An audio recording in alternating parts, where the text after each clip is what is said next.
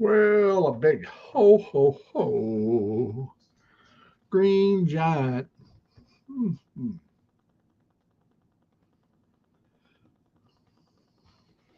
Well, what's good about having a shorter beard? It's easy to pick the stuff out of it. Uh,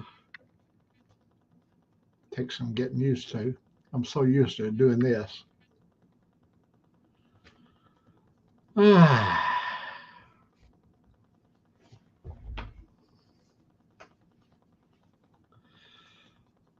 Well, that old saying, build them and they will come.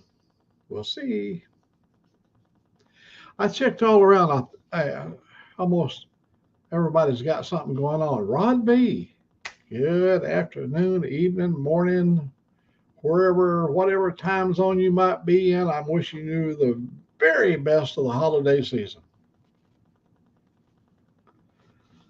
Let me see. I'll put a link over here, invite, and somebody might want to, could be, they might want to join us. I don't know. There you go. We're going to go for a ride tomorrow. Ride. There's my little woman with her little. She's bringing her little old doggy in here. I don't know if you saw my new one or not. Uh, this is our new little acquisition. A little backstory on his name is Colton. Look right here. Look at Rod B. There's Rod. See. His name is Colton, and he's 14 years old. And my Angelique's baby she had for 12 years passed away this year.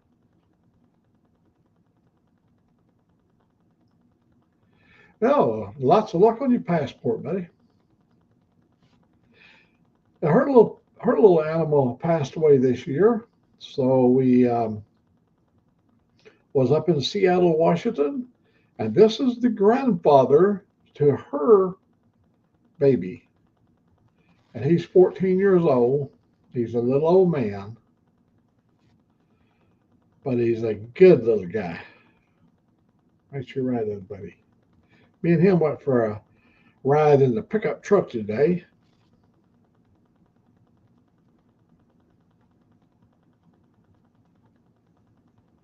Where you going, buddy? You want to get over on the couch? Um, well, you got your passport. I don't even have a passport. I think my traveling. Let me put him over there. My out of the country traveling is being minimized. In other words, when I was in Washington, I wanted to go to Canada, but it didn't work out. Um, I wanted to go up to British Columbia, but the things just didn't work out. It was a miserable, wet. Oh gosh, it was so wet, rainy, cold. Hello, Victor. I'm hoping life is treating Victor good. We we're gonna go for a ride tomorrow. Who knows? I might go down to Victor Yeager's country. I don't know where we're going to go tomorrow. Joe was over here today. I think he was talking about going riding with us. We'll see. We're going to ride, I think, locally. Um, over to somewhere here in the state of Alabama.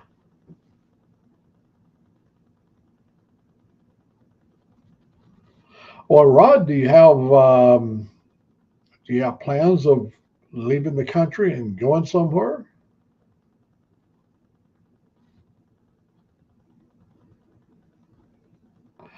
Yeah, Pabst Blue Ribbon.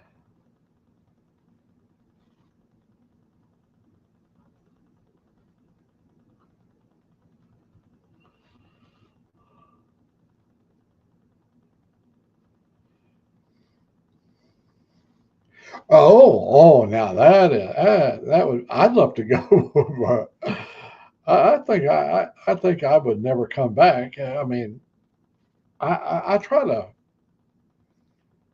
to find happiness wherever I land, and I think I'd have so much fun. But I'm past my prime. In other words, if I was 64, but I was, I mean, my wife was alive and everything when I was 64, so that was out of the question. But um, and there is Robin. Hello, Mr. Robin.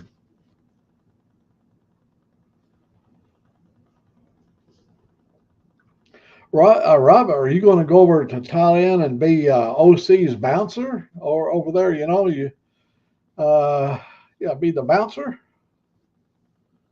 You're a big old guy, you know. You can sit down at the end of the bar and let people come and stroke your beard, for $1. No, no, not $1. 6 baht. No, no, that's not enough. 100 baht.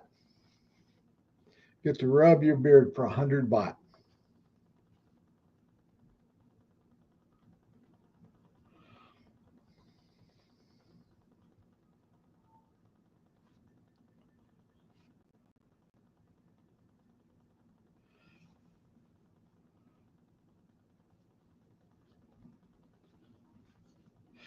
Well, I bet it's cold up there where you're at, Robin.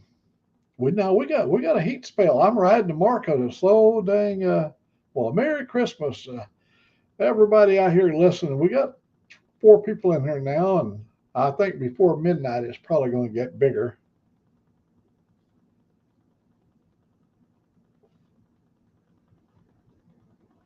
Oh my God, you've got some plans, buddy. Well, I'm wishing you the very best in your endeavors. You're very intelligent, you got it going on in your head, and I think you'll be a success there. Oh yeah, minus 10 degrees Celsius. You're doing good.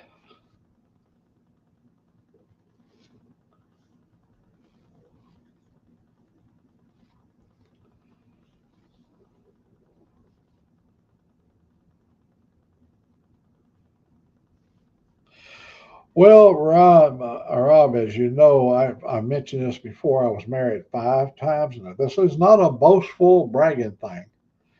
But when things begin to get argumentative, I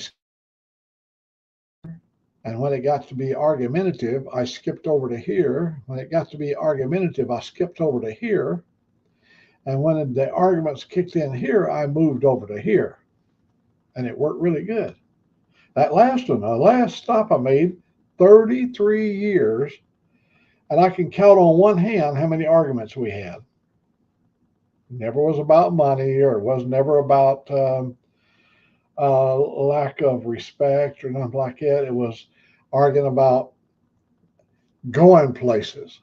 We always took separate vacations because we always had a lot of animals. I'd stay here and take care of the animals.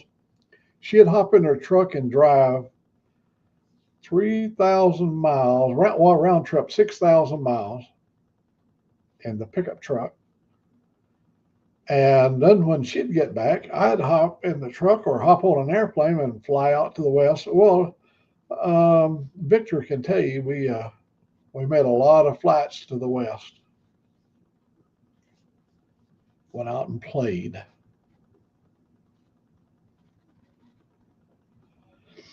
Oh, I find that word hate. It tends to be the spur of the moment. Hate can become love. If your children disrespected you, I think it'd be hard to deal with. But hate, um, we went through a lot of divorces, children, a lot of kids, and everything, and they're going to side up with mama. I don't care. your kids can be well adjusted or whatever, and mama is always going to be in the right. It's always been that way with my family. Ah, see it? Did I say it? I called it. I called the shot. See, mother has poisoned their minds. That's exactly what I'm talking about. It's um, it's a hard one. You can't win that one.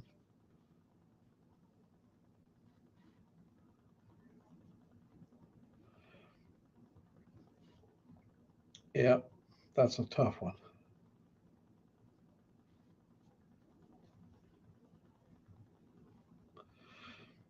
I think this is going to be a change, a breath of fresh air. You're going to,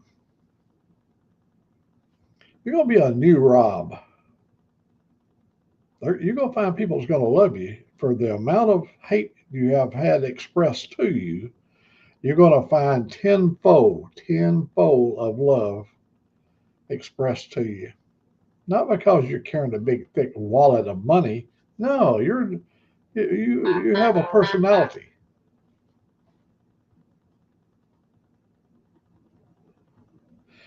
Don't sit around, suck snot, and whine and all that stuff. There, it deteriorates you as a man, and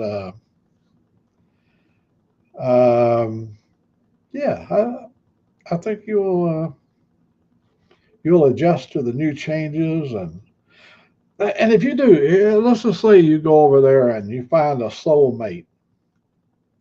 Don't take all the baggage from your previous relationships and try to work that one into what you had before, because that is a shortcut to destruction in a relationship.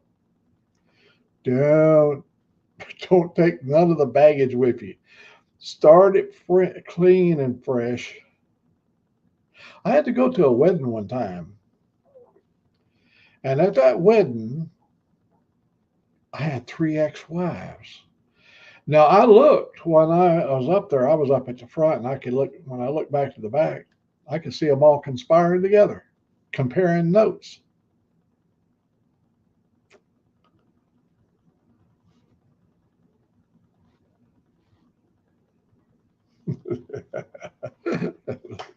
like a like a mud flat.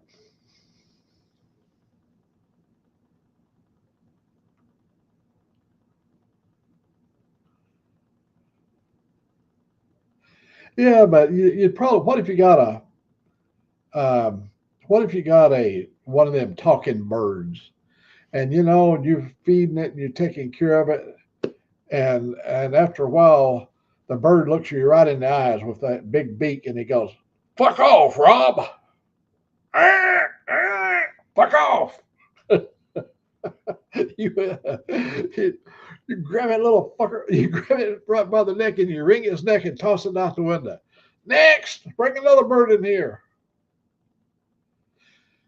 A dog. A dog will love you unconditionally. Hello, Miss Lolly, and I apologize for my foul language. I'm a wretch of a human being. I have a weakness. I just I don't know when to hold my tongue.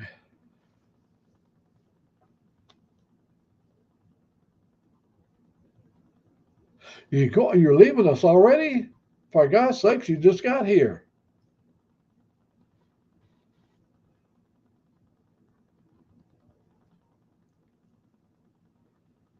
I was given, listen to this. Old Mac was given marital advice. Now, if one person in this world knows about marriages and relationships, it would be Old Mac. Old Mac he's been around. Good night, Lolly.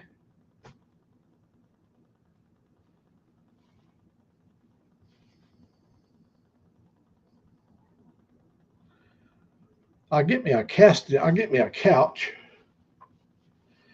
got a couch. It's right back here.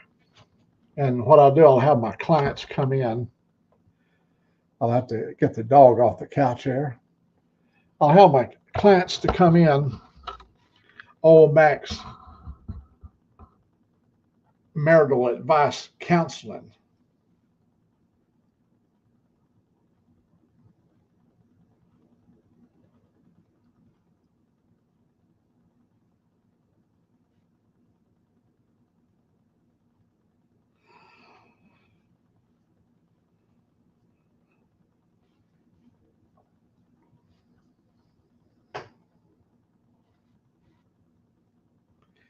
You want to be on my stage?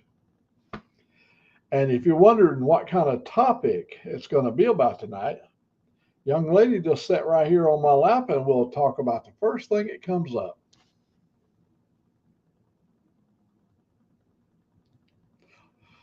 That's Casting Couch Talk 101.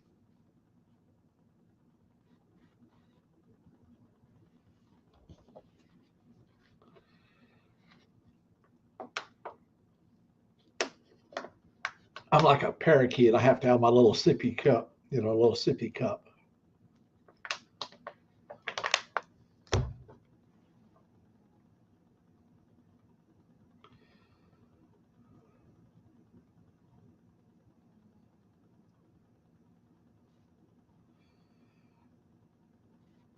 Oh yeah, to get them in the mood so they'll loosen up. We'll have you to come in with your 12 different heated oils and give a thorough and complete massage. And they'll loosen up and start talking about what went wrong in the marriage.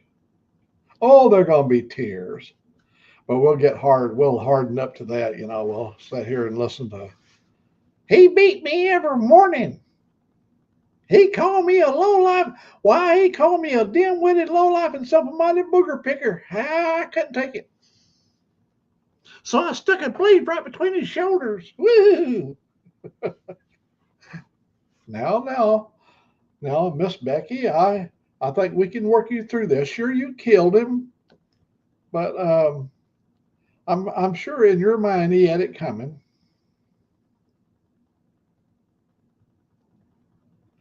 Roots to boots.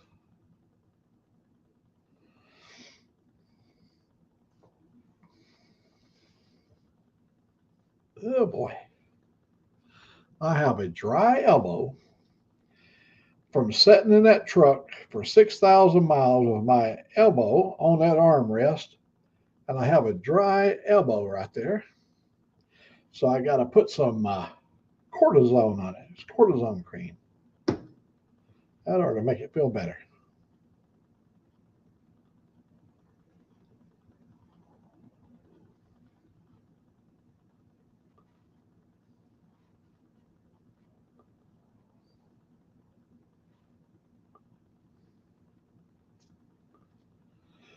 Oh yeah, yeah. There'll be a reason. Always are.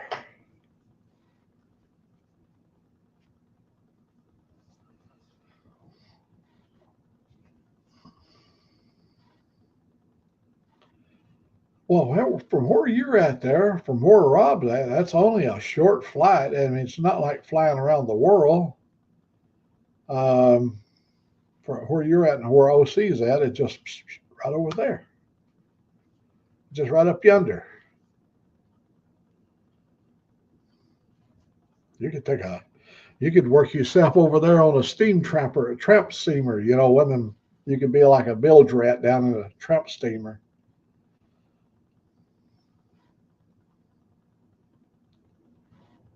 Put that talent of yours for working with oils and stuff down in the engine room.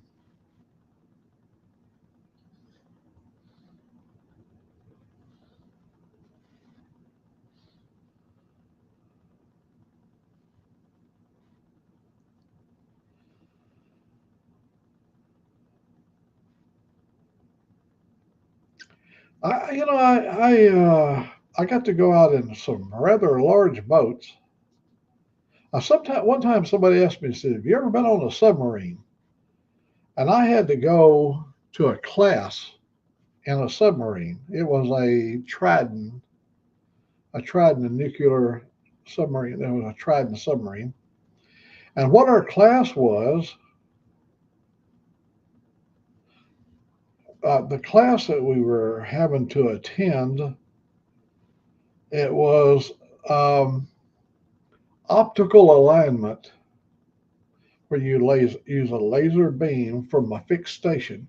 You got to keep in mind the submarine does this, porpoise, rolls, pitch, and yaws. And so when you're running a transit to shoot a level plane, to establish a level plane, it's best that you're on a solid level place and zero out the three legs and now at 120 degrees apart, and you get your transit all level. Okay, but when you're in a submarine, you can't do that.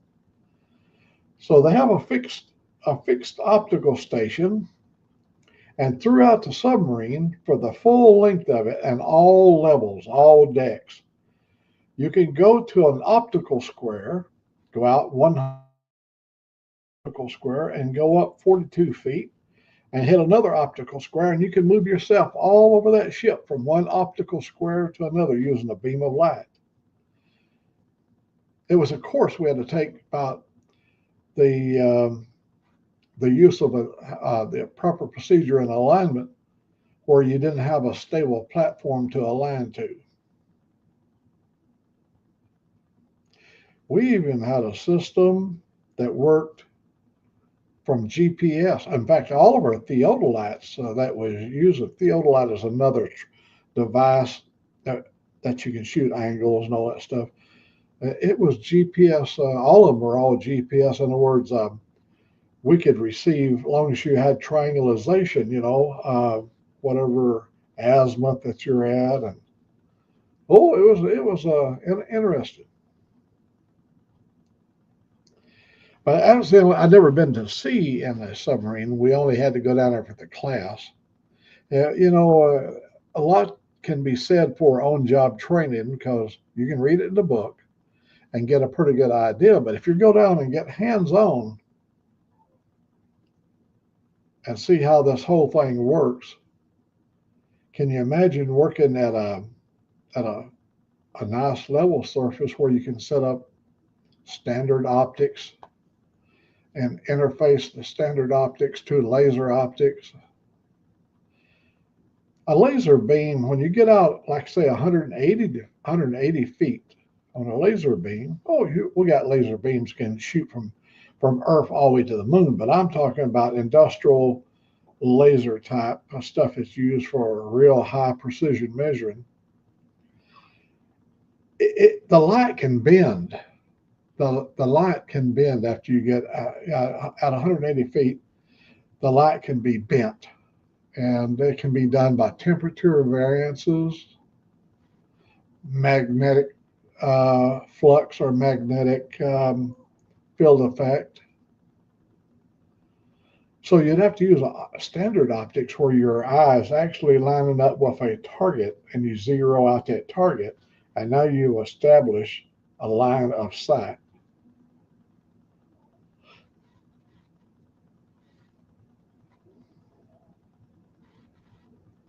When I was on the Nimitz, I was seven decks down. I was just above the shafts, the main shafts that run the props uh,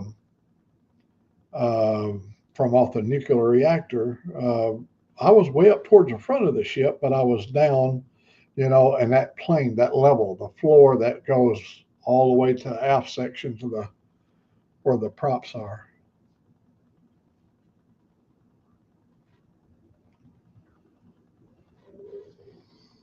Smooth ride down there, man. And the Nimitz is a smooth ride to start with because they move water back and forth, and hundreds of thousands of gallons of water is constantly being pumped to. Because when the aircraft come in, you got to stabilize the deck, and they got these massive pumps moving this huge amount of water, many tons of water, to counter the roll of the sea. You only need to stabilize it for each of the landings. You know, you're about a minute or so between landings. It ain't a matter that you have to hold it perfectly steady as you're out cruising on the sea. They don't. Only when aircraft are being sent off the deck or been received. Departure and arrival.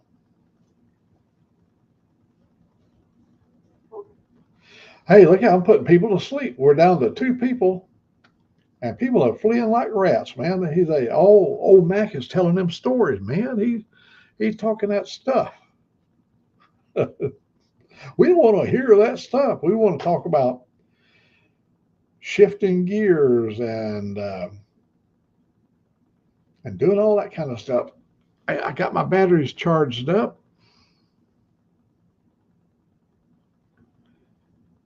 And tomorrow, if everything works good, we're going to be. I thought I saw clear right in there for a second. You can almost read it. Or maybe I'm too close. Ain't that something? I believed I saw with my eyes clear writing. There it is, right there. GoPro. Yeah. Uh-oh.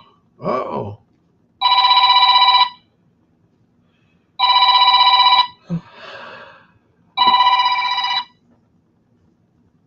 Let me ask you.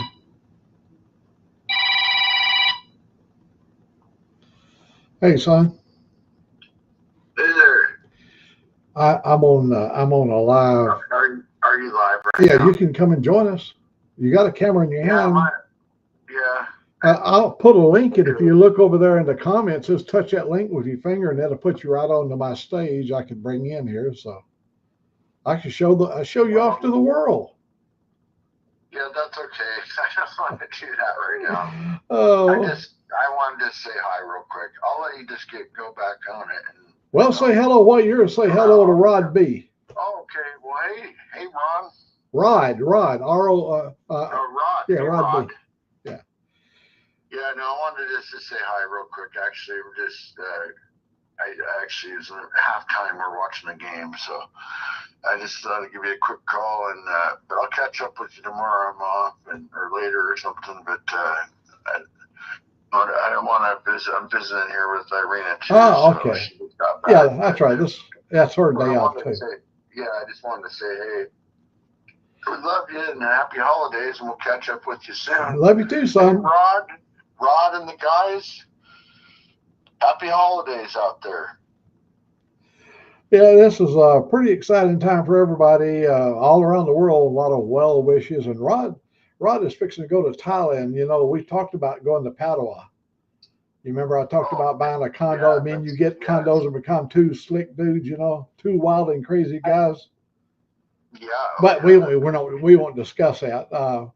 When we have a private conversation, we'll talk about you and I becoming 2 wild and crazy guys. For sure, Dad. Well, I love you, and we'll talk to you soon. Love you, son. Bye-bye. Bye-bye. That was my boy.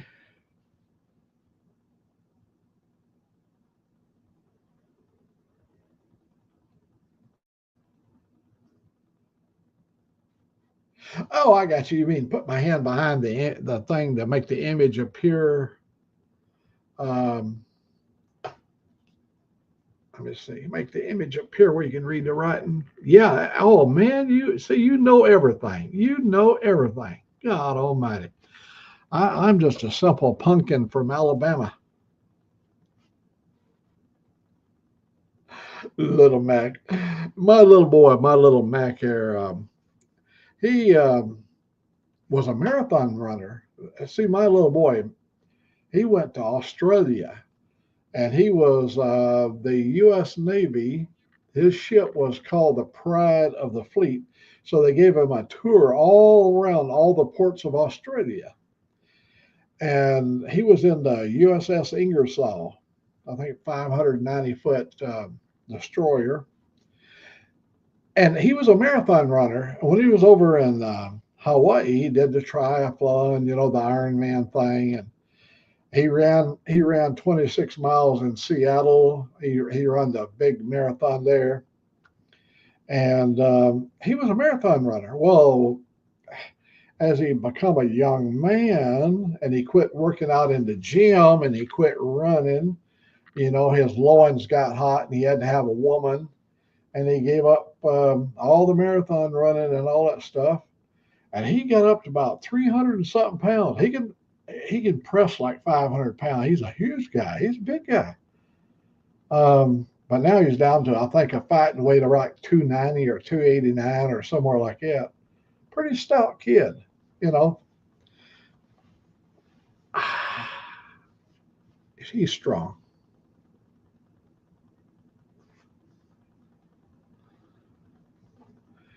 Yeah, his wife. They're off. This is one of her off days too, so they're going to go out and do some stuff and a lot of celebrating in the Seattle area. Everything's lit up. When we left, everybody was getting their decorations because we stayed through Thanksgiving, so everybody was starting to put their Christmas lights up, and we decorated a tree at my sister's house.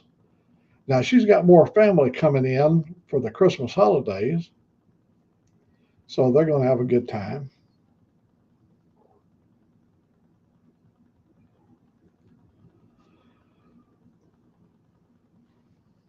Now, right there, but Rob, you can see how much I love you guys because here was an opportunity to talk to my own son. And I said, go on, boy, go on, go on and get. I'm talking to my buddies. So I told him to come join me. All he has to do is get on here with his phone and yeah, the Nimitz has a ballast system that the big pumps keep it moving and keeps it pretty stable. When you're out there at sea, even though you're in 22-foot seas, you develop that serpentine walk. If you and a bunch of sailors, hello, chasing ghosts. I believe it's Tara. See, I don't know if I remember I had it correct. I think it's Tara. But you get that serpentine walk, when all the pumping system is not on, even at 1,053 feet, the aircraft carrier has a slot. And so when you're walking, you're always staying on the top of the peaks, so that you don't feel like you're walking into a valley and then climbing up the other side. You've been on ships, you know what I'm talking about. I know OC knows what I'm talking about because he's a retired Navy guy, Australian Navy, Royal Australian Navy.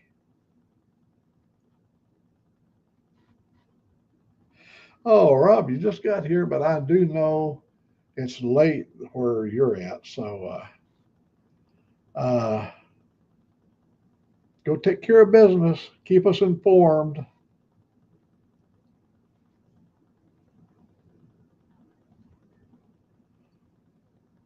Well, Tara, what kind of weather are you having?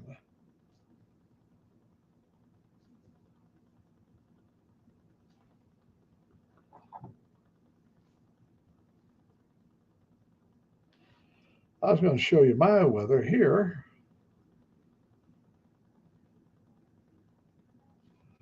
That's hard to see in all that reflection. There's 56 degrees. And it's going to be warm tomorrow. Whoa, I'm riding tomorrow, man. I got the Harley ready to go. A frigid 60 degrees. And I'm at 56 here. Um, yeah, we're going bike riding tomorrow. Don't know where yet. I just haven't made up my mind where I want to go. I might just ride up to Smith Lake for the water. A lot of boats are all decorated for Christmas up on the lake. And my buddy Joe, he wants to go, but he don't like to cruise the freeways, and I like to run wide open down the freeways because these secondary roads, I have had people so close to killing me, I always say to myself, oh my God, thank you, Lord, for letting me live another day. They'd pull out. I looked at the guy in a station wagon. He pulled from a side road, and I see the front end of his car coming down a hill onto from the side road. And then when the window started appearing where I could see him, he looked me right in the eyes and pulled out in front of me. And I was had to make a quick decision. And when you're on a track, you can't do that quick maneuvering stuff. That's out of the question. It makes me mad.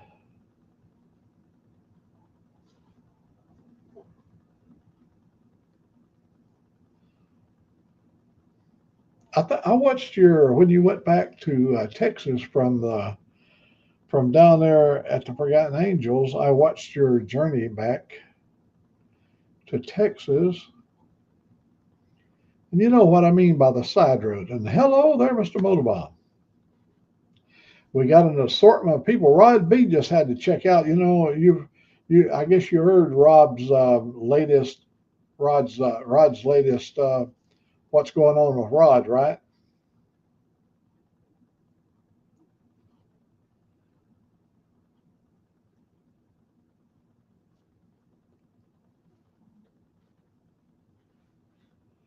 Rod is going to head out to Thailand to be with OC and may start a whole new life there. Man, I'm wishing you the very best.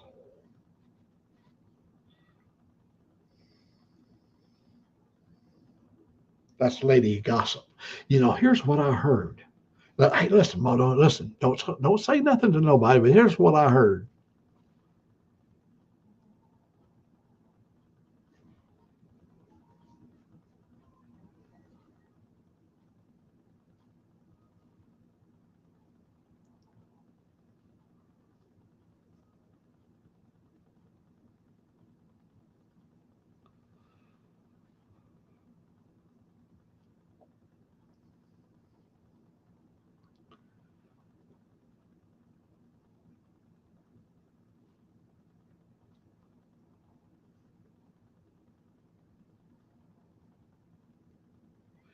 We're going to fill in this little spot, I guess, to midnight or however long anybody wants to stay in here. I don't know. The other day, we had a pretty good crowd in here. I think it was after 10 before they started showing up. And it's not about how big the crowd is, it's the quality of the crowd.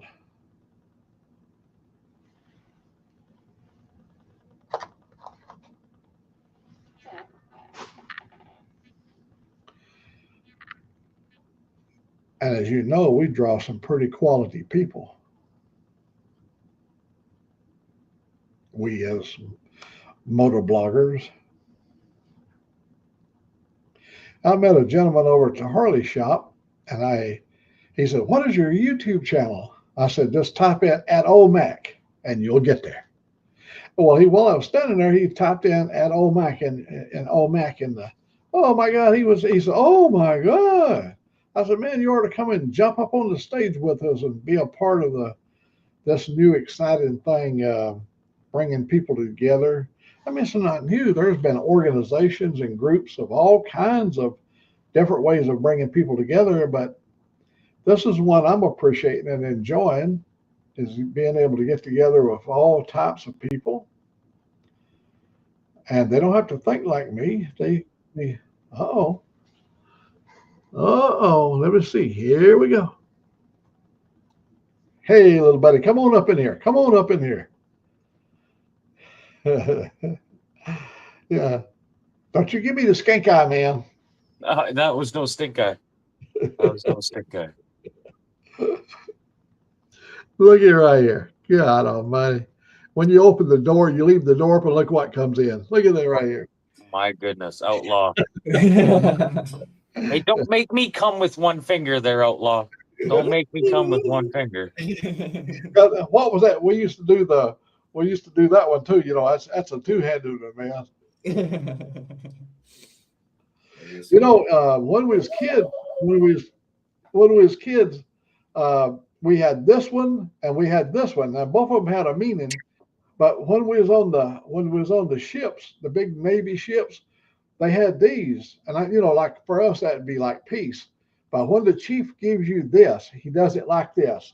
He'll be way up there, and you see the chief looking down at you. And he'll do this. You know what that means, Desert? Fuck you. No, it means turn to.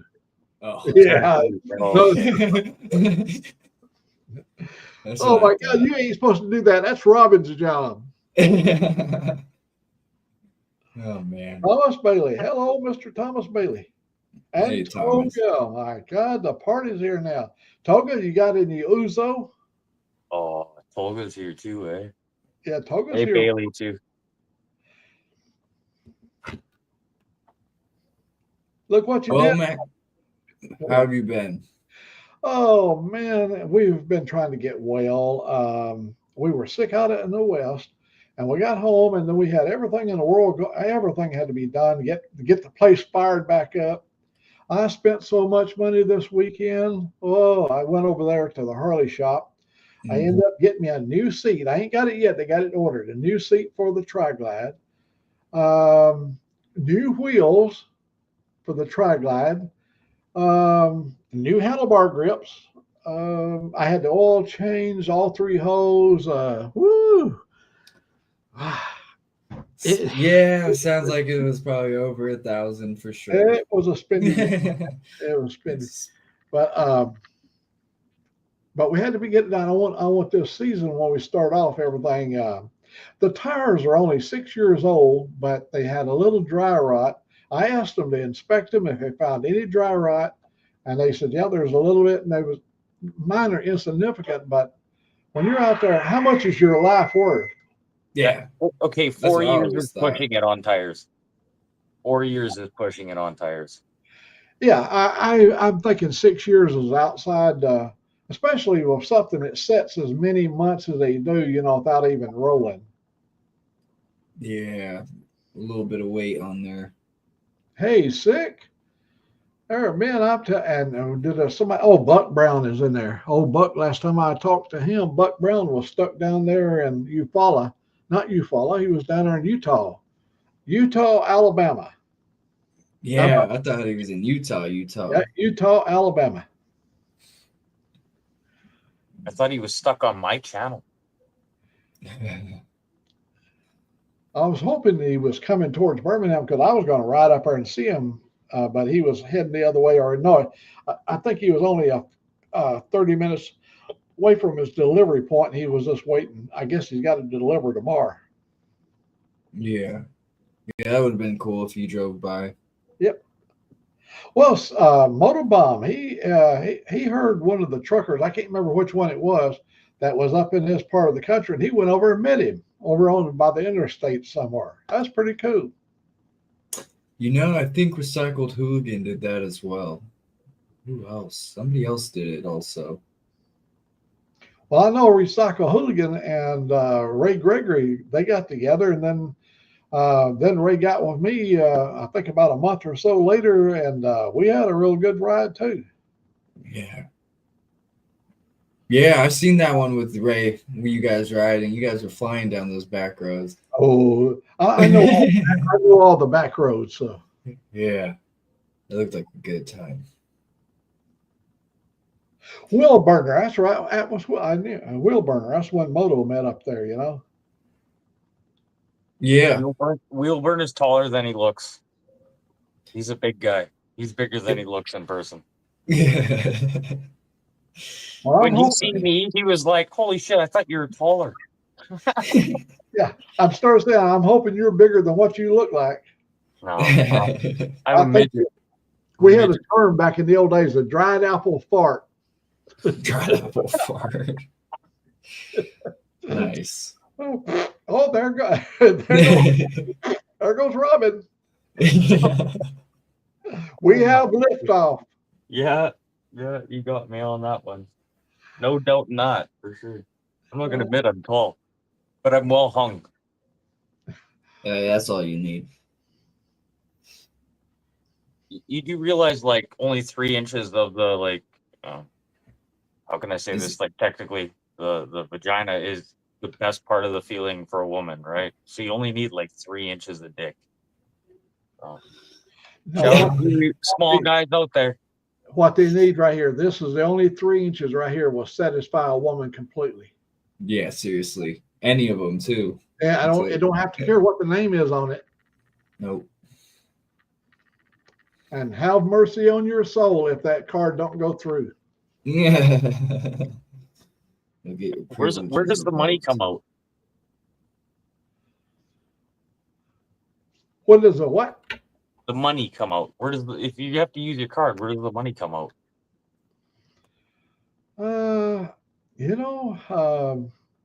We found a situation in the West Coast is really odd. When you go to the gas station up in Washington State, the price up there says $4.49 a gallon. But when you get up there, it's $4.69 a gallon. That's cash only. This is at Chevron, Shell, Texaco, cash only. You're having to pay 20 something more cents or 40 cents more because you're using a credit card. Yeah. That is There's a lot of places doing that up here too now.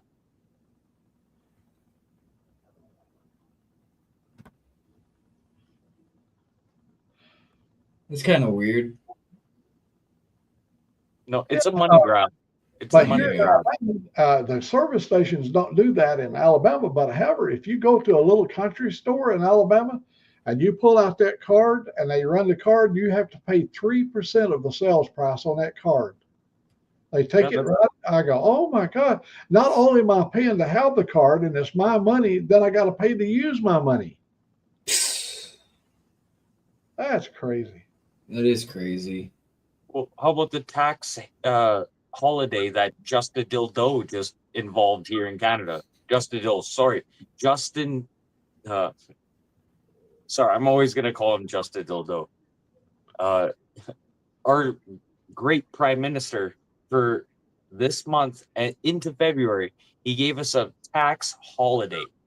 So Yeah, we have specific items, like say like beer. Anything less than like a certain percentage, anything below 7%, you don't have to pay tax on. And then you don't have to pay tax on like kids' clothing and stuff. But you never had to pay tax on that in the first place. Well, just buy 6% beer and drink twice as much. Sorry, It's I good. like my strong beer, It's good for sales all around. but it screws a lot of people over, like the businesses. Because for these next 2 months, they have to like change all their orders and all their like business plan and everything like that. Like it's not fun. There's quite a few shops that I've been to places where they'll take cash and will not. You don't have to pay the tax on it if you pay the cash. I mean, I'm sure it must be under the counter thing, but it works out. If it's been going around for years, you go to like a flea market and you can buy anything you want at the flea market and you don't have to worry about no taxes. Well, now Alabama's and starting to impose taxes on flea markets. The government just wants their piece of the pie. They actually make them fill out a form and declare how much they had earned that day. Now, if I was filling that form, you think I'm going to declare everything I earned that day?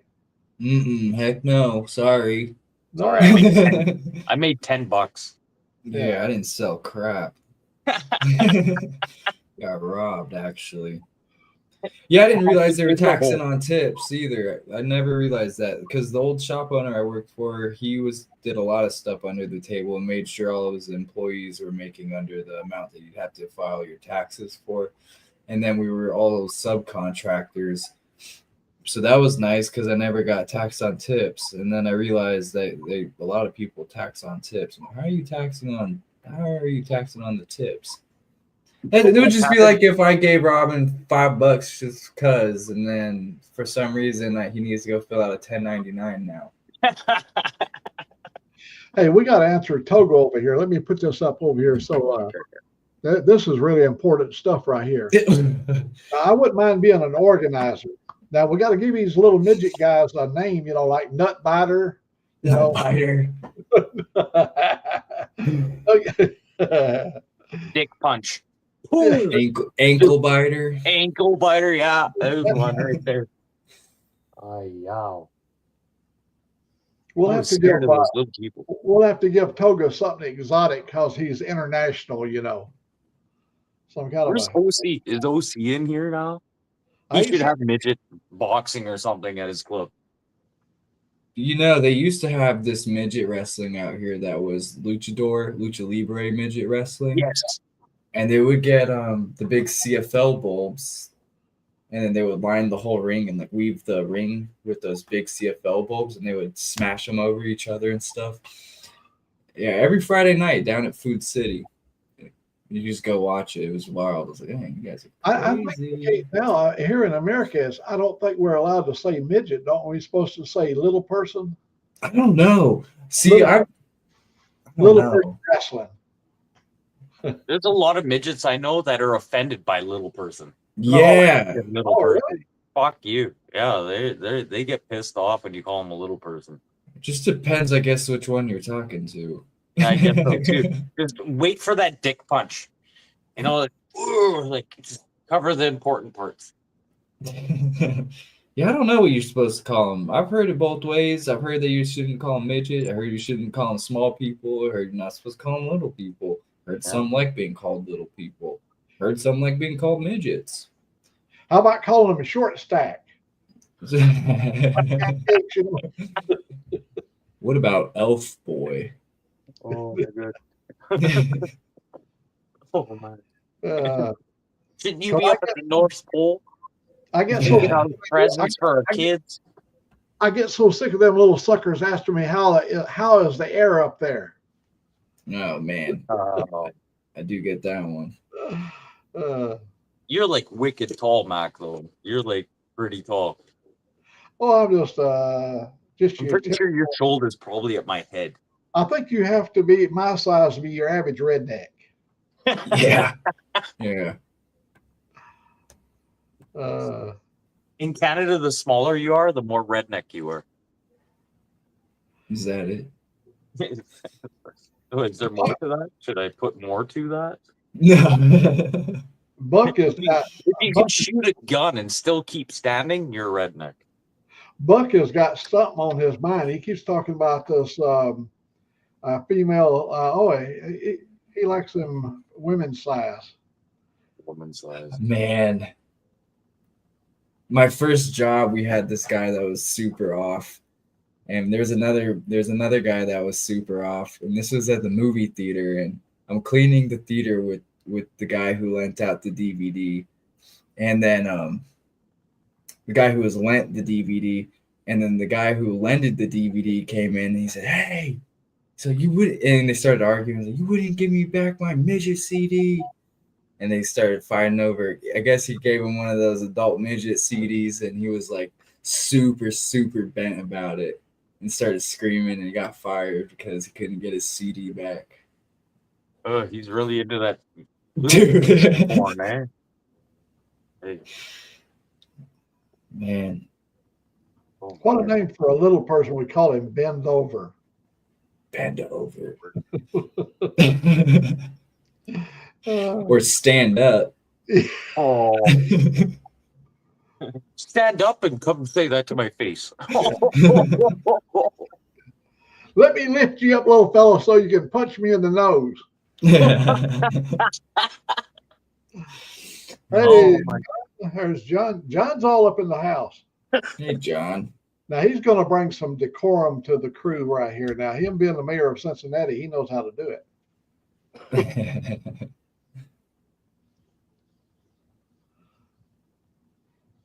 Turkish redneck. Turkey's redneck. There's turkeys in my backyard. Toga is the Turkish redneck. Oh, yeah, the Turkish redneck. I was looking at flights to Turkey, and they seem pretty cheap. Cheaper than going to Thailand. Boy, I'm Go gonna to tell you, Thailand. Go hang out with OC, man. You have the Yes. opportunity to go hang out with OC. you saw Rod. He's heading over to be hanging out with OC. Is that where I knew he packed his stuff up and was leaving. I didn't know where to. He's got his passport. He's He's really doing it.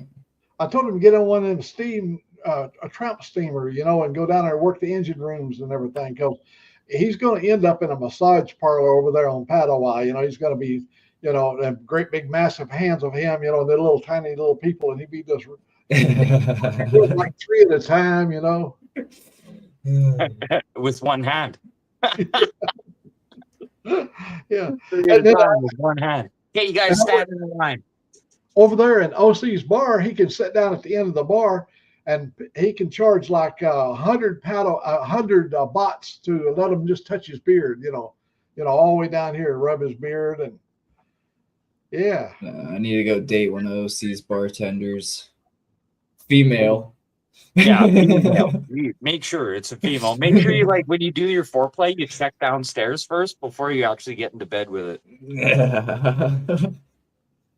The cutest little cartoon I saw. This guy was laying in the bed. His woman just got up and she was hit. It was a little video, and she was leaving. She was going over to the bathroom, and he had his hands behind his back. He's feeling really good because, man, he had an evening. And he glanced over to see what she was doing, and he saw a shadow hanging between his legs. Yeah. It's time to leave town. Yeah. I wouldn't have told nobody. So, okay. La, la, la, la, la, la, la. Oh my goodness. That's funny. That's not good, but it's funny. There was a guy in Mexico once that ended up sleeping with a guy. And it was funny because I never seen this Fifi. And it was funny. I just said, hey, what is it, a guy? And everyone's like, you haven't seen it yet? And then, yeah, he brought it up to his room and he was making out with it in the hot tub. How do you not, go down and dirty with your fingers? Do you not feel what's going on in between their crotch? You were in the hot tub together. Holy, that'd be the first thing I'm checking for. That was his story. What I'm saying, if you spend some time in a hot tub with a guy and don't know it, Well, I'm not reaching around looking for a guy, but sorry, I'm a pussy guy. The wife keeps asking me if they have to cut her tit off. It's don't worry about it. I'm an ass and pussy guy. Please, Robin, we have the mayor in the room. Please, come on now. For God's sakes. I'm going to have to put the chain back on you.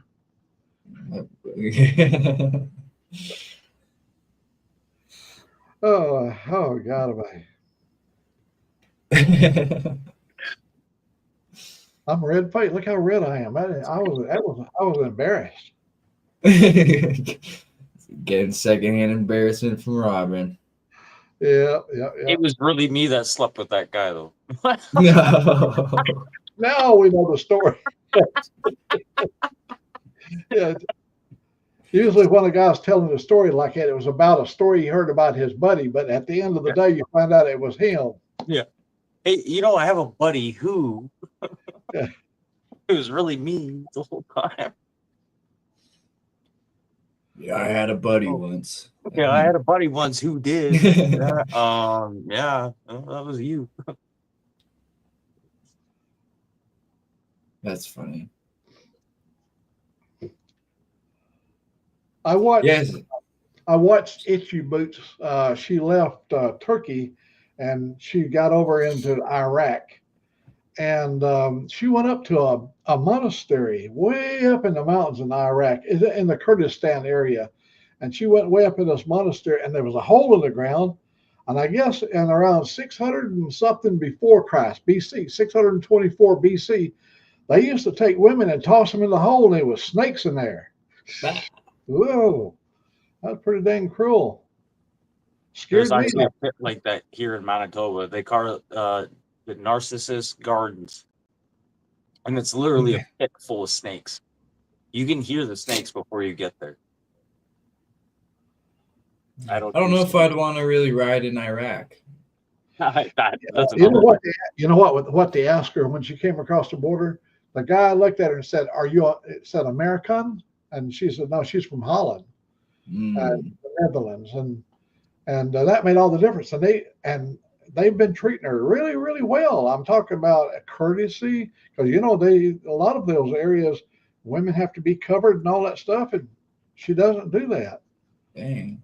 So she's getting away with a lot of stuff that. I'm a tourist. Yeah. And not from America. Yeah, I'm Canadian. I'm Canadian. I swear. I mean, it does look like a a beautiful country and countryside and whatnot. But, yeah. Historically, imagine that's the creation of civilization in that whole area. Everything you're going to run across, like when she run across that village, she purposely went to that monastery up there because of it's one of the oldest cities in the world, thriving, Yeah. continuous cities, all the way back before Christ. Yeah. That's pretty amazing. Yeah, like they just finished that church, the Notre Dame Church in France. Was it how many? Like $1.3 billion to rebuild that church after the fire. Took 5 years. Damn. Thomas is still dealing with that thing about the guy in the hot tub and not knowing it was another guy was with him.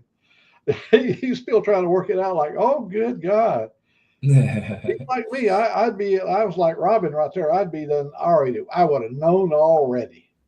Yeah, yeah. You got to feel around. I'm an ass and crotch guy. I'd be right down there in the hot tub trying to get it wet before we got out of the hot tub. Sorry, bud. Yeah, when I was young, I did not need a hot tub to make my woman wet. No, I just gotta blink twice. I used a buddy's hot tub once, and I came out smelling like sex, and there was a tampon floating around in there. Get out of there! No, come on, man. Let's try to have some. It's a Sunday evening, please. But don't okay, church.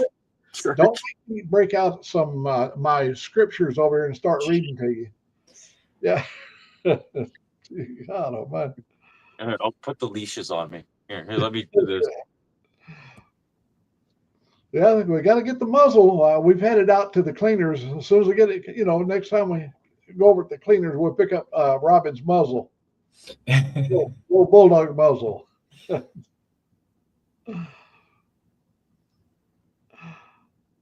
Oh, buddy. Well, I'm hoping everybody had a good day today. We had a really good day here. A little bit of rain this morning, but tomorrow's even going to be better. We're going to go for a ride. I got to make a decision while I'm laying over in the bed tonight where we're going to go tomorrow. Maybe a barbecue joint. We might go over to Nakalula Falls, which is about 100 miles from here. But it's I made some videos over there. Really a beautiful place to go to. That's where a young Indian maiden, she threw herself off the cliff and killed herself over there by near Fort Payne or above Gadsden, Alabama. Way back in the day. Yeah, do you guys remember that story. Do you have reservations up there? Oh yeah. No. We don't. Alabama. We have Indian, like for instance, only way you can have a casino, it's got to be involved with Indians. And it's so limited, what the Indians can do and can't do. But what Outlaw is asking is it called a reservation? No, I don't. No. Okay. No, because we call them reses up here. Reservations. Yeah, same here. I know up in Washington, the biggest up there where my sister lived is called the Muckleshoot Reservation.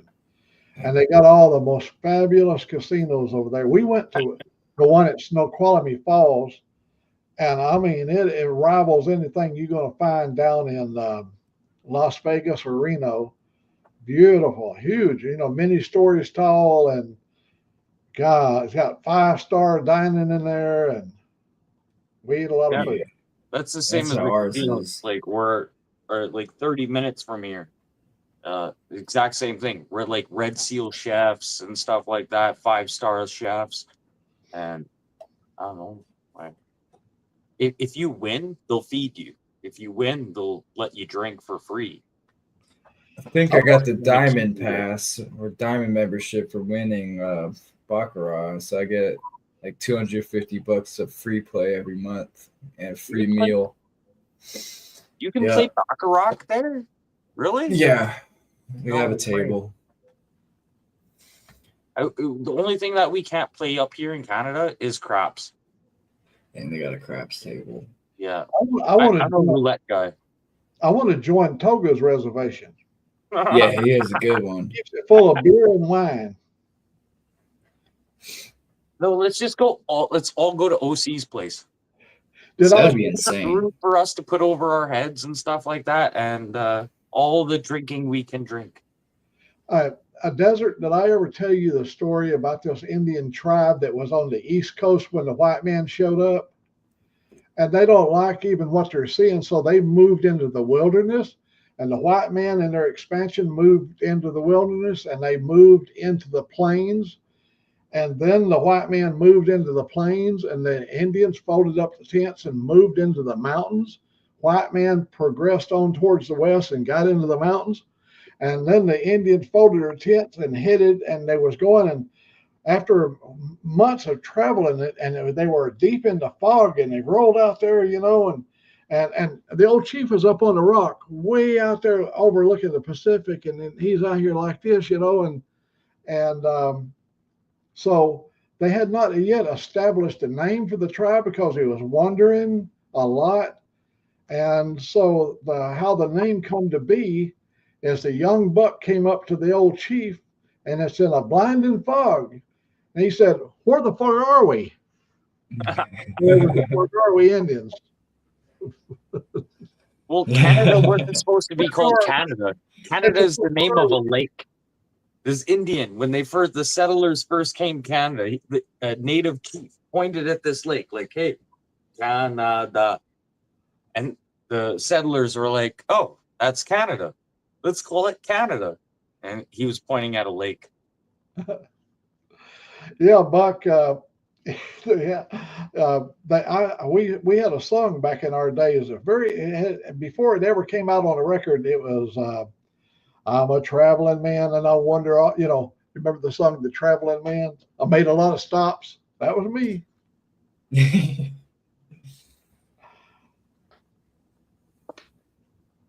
Where the fog are we?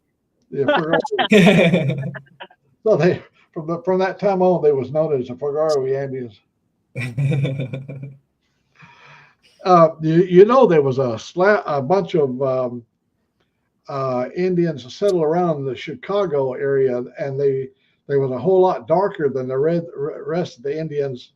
They were known as the Slapaho tribe. Slamaho. Goodness. I think they still have them down there in Oh. Chicago. It should be slam a cousin, is what you meant to say. Slam a cousin. Keep it in the family.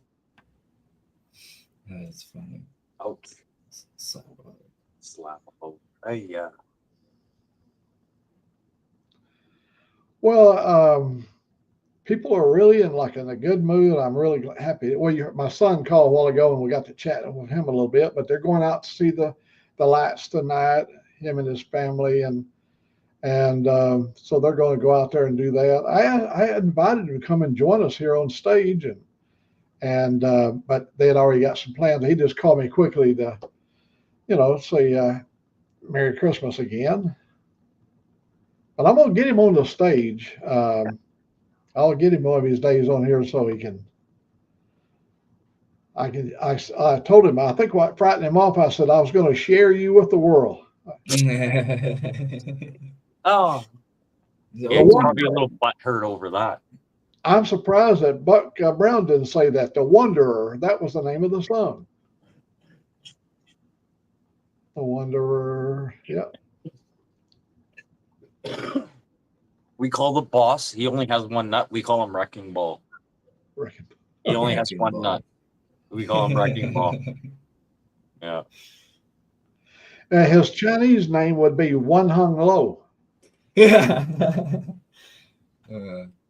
Come on, some young guy. Guy, yeah. How do Chinese walk their cat? With a dash of soy sauce. You know what you call a ruptured cop, right? What? Drag nut. Oh.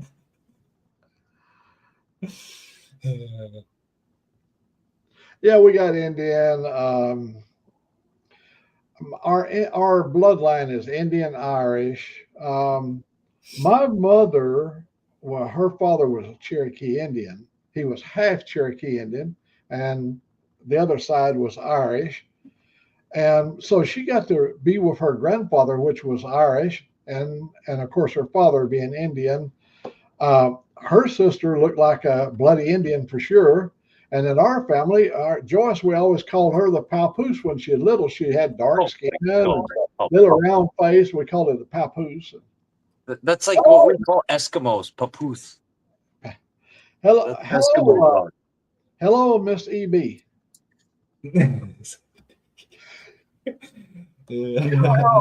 You know how to say, now listen to this. This is an educational network here, since we're talking about all kinds of nationalities and everything. Do you know how to say 69 in Eskimo? It's Hey.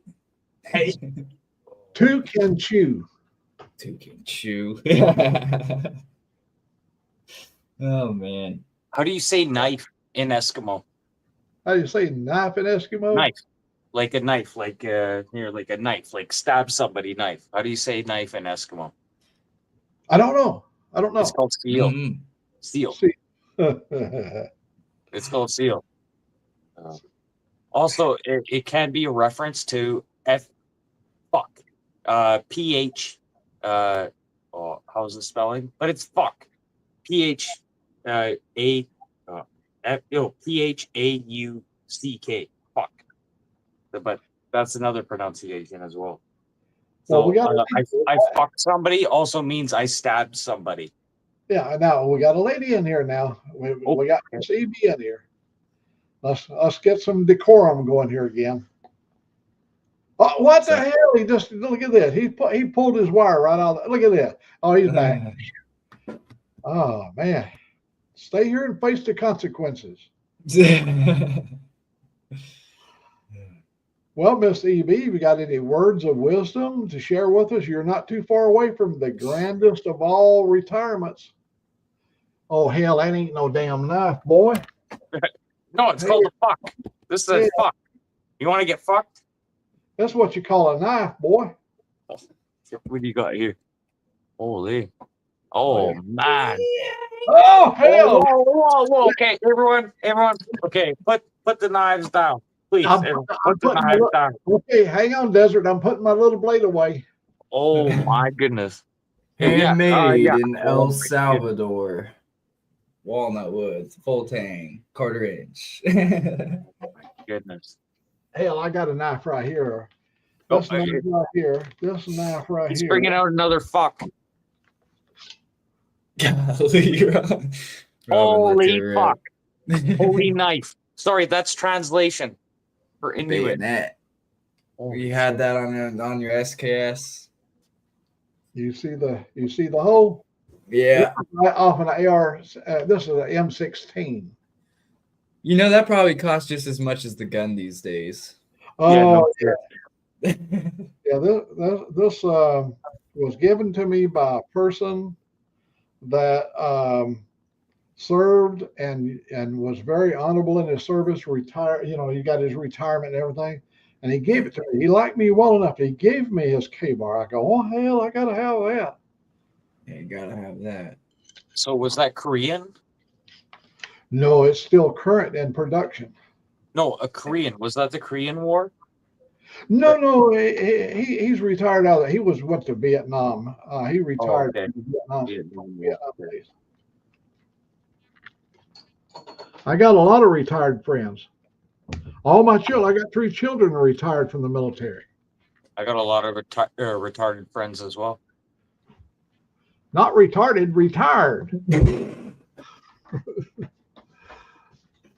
Oh. Well, Robin is a glutton for punishment. You know, he comes here and he knows that he's going to get picked on. Did you do 20 years, Mac? What was it? Did you do 20 years? No. I worked for the military for 22 years. I was a civilian working for the military. Yeah, aerospace. The grunts, they didn't have any of these. No hundreds. The grunts had nothing like that. Oh, No, they had ones. They let you pack away as much as you could carry out, as a civilian contractor. Yeah, civilian contracting's the way to go. hey Mac, what are you carrying in the small of your back there tonight? What? Do you have anything packing behind the small of your back? Huh? I thought Angelique just came in. Did y'all see a girl come in here a while ago? Mm-mm. Yeah. He brought you treats, like Christmas cookies or something. Can I have a cookie too? Haunted house. Oh, she did have cookies. Yeah, she bought cookies today. That's gonna be Canada soon. Just wait. I need to get another flag. I used to have Yeah, a nice embroidered one. I think after the 20th of January, Canada has already said they'd be our 51st state. Really? Yeah, they agreed to it today, I believe. You're not yanking my chain. That's crazy. There's a lot of people here that want to do that, man. Yeah, and you guys are right above us, and anybody that flees, they're not going to Mexico. They always want to go to Canada. Hey, it'll solve that border problem with the illegals coming over now. Here. Hold on. We got somebody that knows how to bake cookies. Miss EB, what is your favorite cookie? Oatmeal raisin. I do like a snickerdoodle oatmeal raisin. Oh, you had to say snickerdoodle. Nice warm one. You do realize that makes you a little bit of effeminate when you say snickerdoodle, right? Snickerdoodle. Hey, snickerdoodle is like a caramelized version of the oatmeal raisin. Oh, they said they thought you might have had some cookies. I wish. You didn't get none today. We went shopping today, and she called me on the phone. She said, "I'm at the cookie section. You wanted me to load up on?" Well, you did buy apple fritters, though, didn't you? Yeah, but that's a pastry. Yeah. Well, thanks, honey. Yeah, she wanted to buy cookies today, and I said, We have Halloween candy still. "We got bags and bags of Halloween candy. We still got it." And look at this. Honey, you want a piece of this? Yeah, Hey, next year, Mac, you're going trick-or-treating. You're going trick-or-treating, and you're going to live stream it. I don't think I'd love to see the reaction on people's faces when you show up at their door. We're like, aren't you a little old to be trick-or-treating? You know why I got so much excitement this last Halloween? It's harder for me to get around. I don't get near as many bags of candy as I used to. You know what my costume was? I went to Walmart and I bought me a rather large russet potato. I hollered the center out of it. I slipped it over my manhood and I went as a dictator. Yeah, I remember that. A good joke just don't go away. Do you like it then? That's too funny. Peanut brittle. You just gotta close it up. Huh? I gotta close it. Well, you got both hands full. I'll close it. I have it closed. This is a peanut brittle with cinnamon in it. Cinnamon, right? I think so. It's hot and pepper, spicy. Like a little bit of what is it? What's that spice? Like it's got heat to it. Yeah. Yeah, cinnamon is spicy. There's a few cayenne, of course. Cayenne is yeah, the we like word I'm cayenne. looking for. Thank you. I like oatmeal raisin. My mom used to make the best oatmeal raisin. But as far as a pie would be concerned, not a cookie, I like French apple pie, which is apples and raisins. Yeah, that's a good pie right there. Yeah. I like mock cherry with apples. Thomas mock cherry, that's cranberry pie with apples. Mock cherry is pretty what we call good. it. I like all the berry pies. I'm not too much of a fan of berry pie. I'm good. We got Toga's attention with the word dictator. Yeah. So Canada becomes a 51 state. Does that mean there's going to be like 50, 60-ish states because we're going to take the provinces and make them all different separate states? We'll let Trump sort that out later. Yeah, he'll sort it out. And then, of course, we're going to go ahead right on up. We're going to get Nova Scotia. We're going to get Labrador. We're going to get Greenland and Iceland. And it's all Labrador is not a province anymore. That is part of Quebec. Yeah, they got their own. Labrador is now part of Quebec. That's right. It used to be its own separate province, but it It got eaten up by Quebec. I got friends that live there. So, I mean, real life. They've been to my house. They come down here. He brought me a video that he shot. And when that reindeer were moving up there in Labrador, up on that big river, 30,000 head of caribou was in that herd. 30,000. Huge as far as the eye could see, like the American buffalo. I would have tried to take out 3 and pack the freezer. Yeah, you better be using full metal jackets then. Yeah, heck yeah. I'll bring the Hot 6 or the 308, Hey, tell us 448 Lapua. buku. Is that? I mean, that's a lot. It means a lot. A lot of pie in the Philippines. What's buko pie? Buko pie in the Philippines. Buku means a lot. Oh, coconut pie is buko. Buko. Oh, okay. Coconut pie. Buko. Tender young coconut meat. Yeah. Yeah, I told you he could get him a russet potato, and he could hold it up there, and say, "This is going to be my costume next year." That's dark. Dictator. K Castro. Oh, yeah. But Buko I gotta pie, head to bed, coconut you guys. I gotta work in the morning. I worked yesterday, and I don't know. Today was okay. I don't want to talk about today though, but no, I gotta work tomorrow. But I'm out of here, you guys. I'm gonna hang around in the chat though for a bit, but I can't do it live anymore. I gotta get geared up for bed. Hey, now Sweet. before you go, Robin, I got a question. How did your little buddy come out that broke his dick? Not only does he have a broken dick, yeah, he's only got one nut. Wrecking ball. Wrecking. I don't know how to answer that question. Oh, coconut I pie. really- Go get your rest, Robin, and come back tomorrow, and we'll get you all excited. Not too excited, I hope. No, we don't know premature excitement. Oh my god, you're fucking hilarious. Oh my god, you're making me crack up. Down here in the South, we're always telling somebody, "Go on and get, Yeah. go on and get." Go on, boy. Get out of here. We do the same up here in Manitoba, man. We talk the same way. Go and get. Can you go and get? Go on and get. Go and get.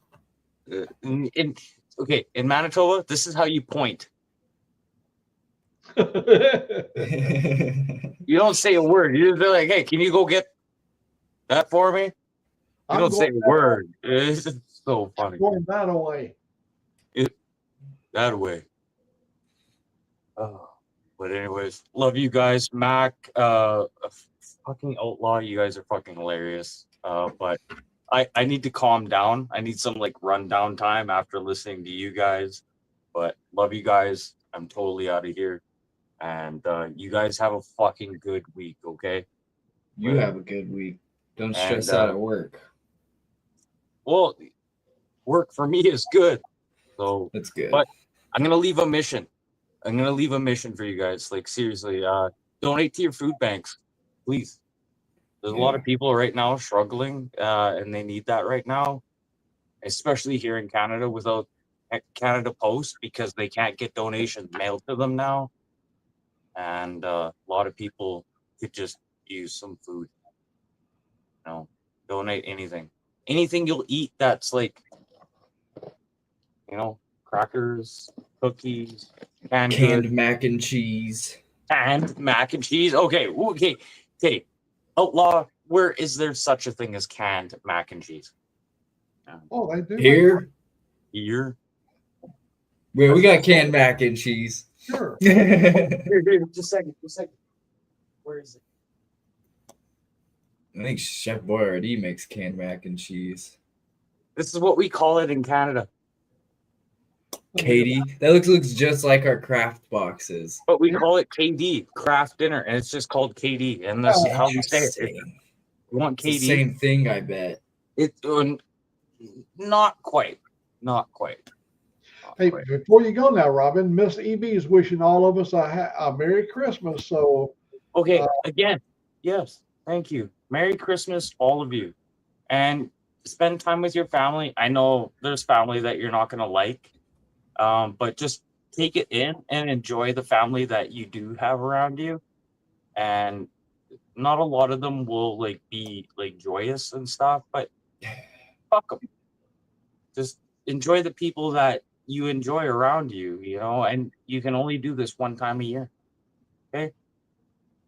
Okay. There's That my is words of true. wisdom. I'm out of here. Waka waka waka waka waka waka waka waka. don't step on your dick. Oh fuck. That's funny. Uh, leave a trail across the floor like a snail. Snail trail. EB, I'm so happy you come and joined us tonight. I'm sorry it got off over on the adult side, but hey, this is just life. You know, there's all kinds of pages and chat, and we just like the liberty of being able to join with people any direction they want to go in. Sometimes it goes south, sometimes it goes north. Yeah, sometimes you have to step in, like with Robin's case, you know, muzzle on him occasionally, but too late to say that. Oh, good. It's funny. Uh, I wonder what it's like in China for Christmas. Do they have so much electricity and all the buildings are lit up? I just want to know if they have a whole bunch of lights or not. I imagine they don't even celebrate it because they're so damn wore out supplying the Westerners with all these pretty toys and everything they have to make and all the cell phones. They just lay there with their tongues hanging out because they got to wait till the first of the year to start the whole new crew over again, you know. That's true. It's funny because when you grow up and you watch all the Christmas shows, they go, you know how they go like throughout the world. Like they have people in Egypt celebrating it, and they have people in China, and they have people in Africa. And then you get older and you realize like not everybody really celebrates Christmas like that.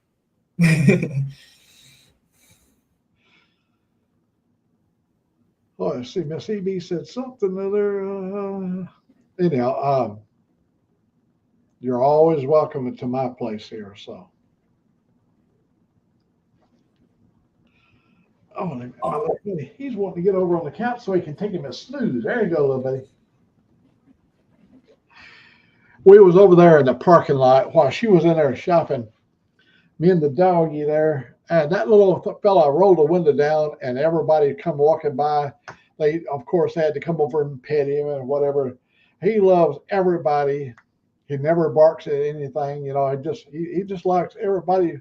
Cars coming and going. He's a little head like that, man. That's a good dog. I like dogs like that. Oh, Toga said they found St. Nicholas's grave. I would think so. Interesting. And hello, Connie.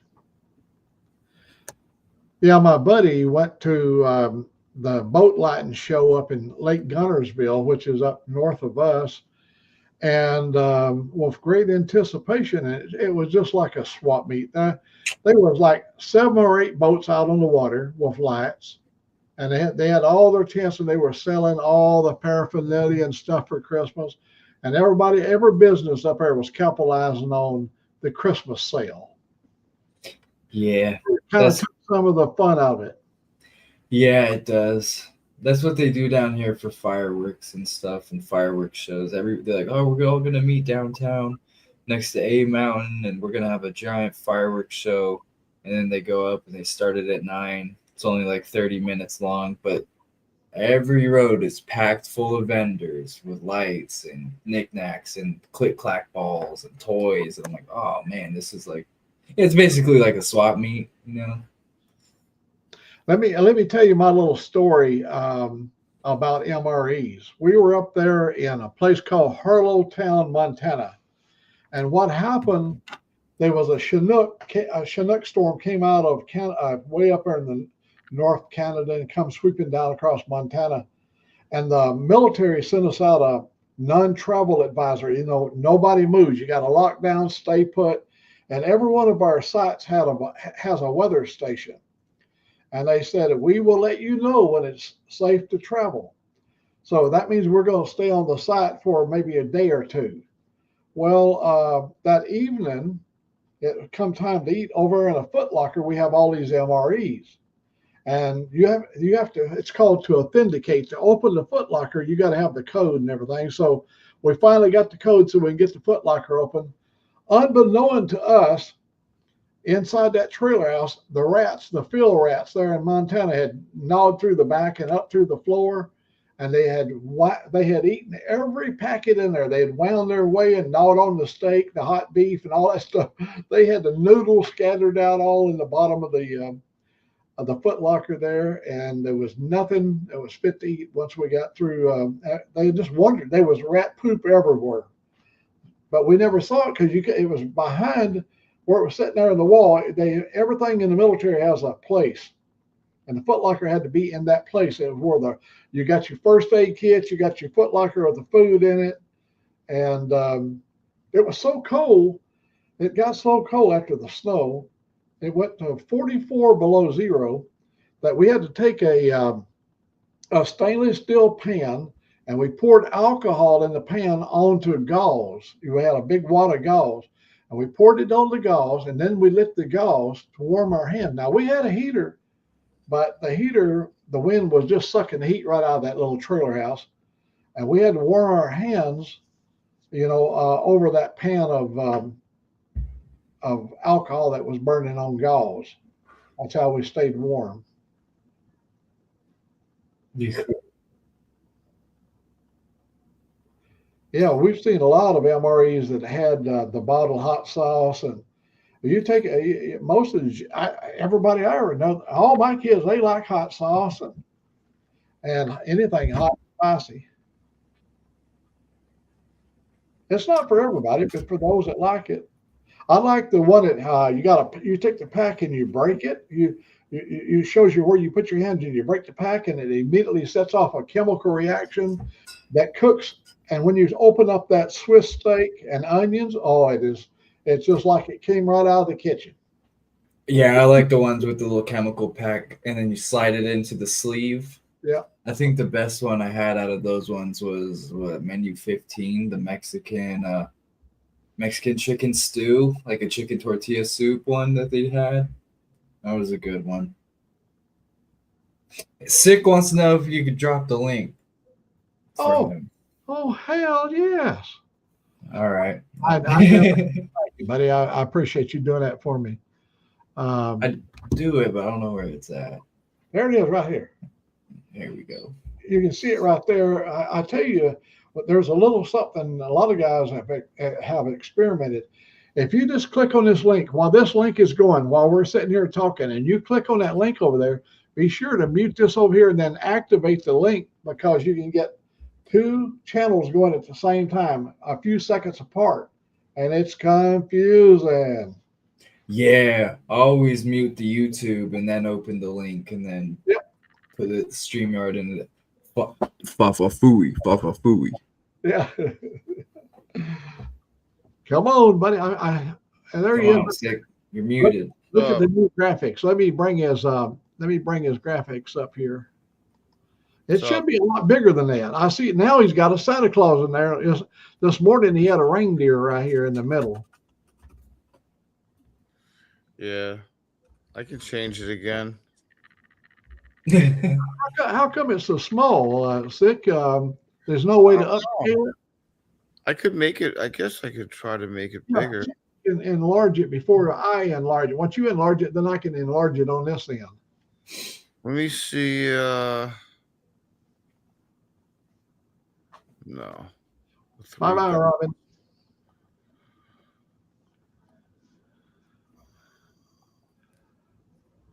Oh, there's the deer. Yeah, some people are a fan of the chili mac MREs with the jalapeno cheese spread. I liked it. Some people hate them. all the ones that people rank like that say they're the worst, I think they're like some of the best ones. Look at The that home- deer. Look at that deer, Outlaw. That one's sick. I like that. Yep. I do like that.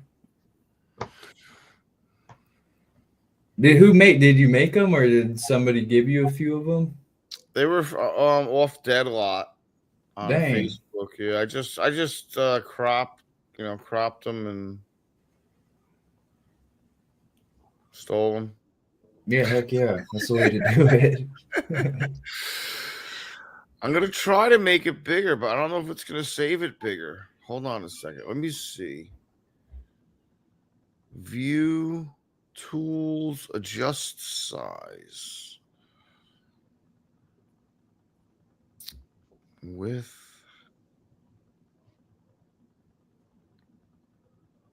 Resolution. Height.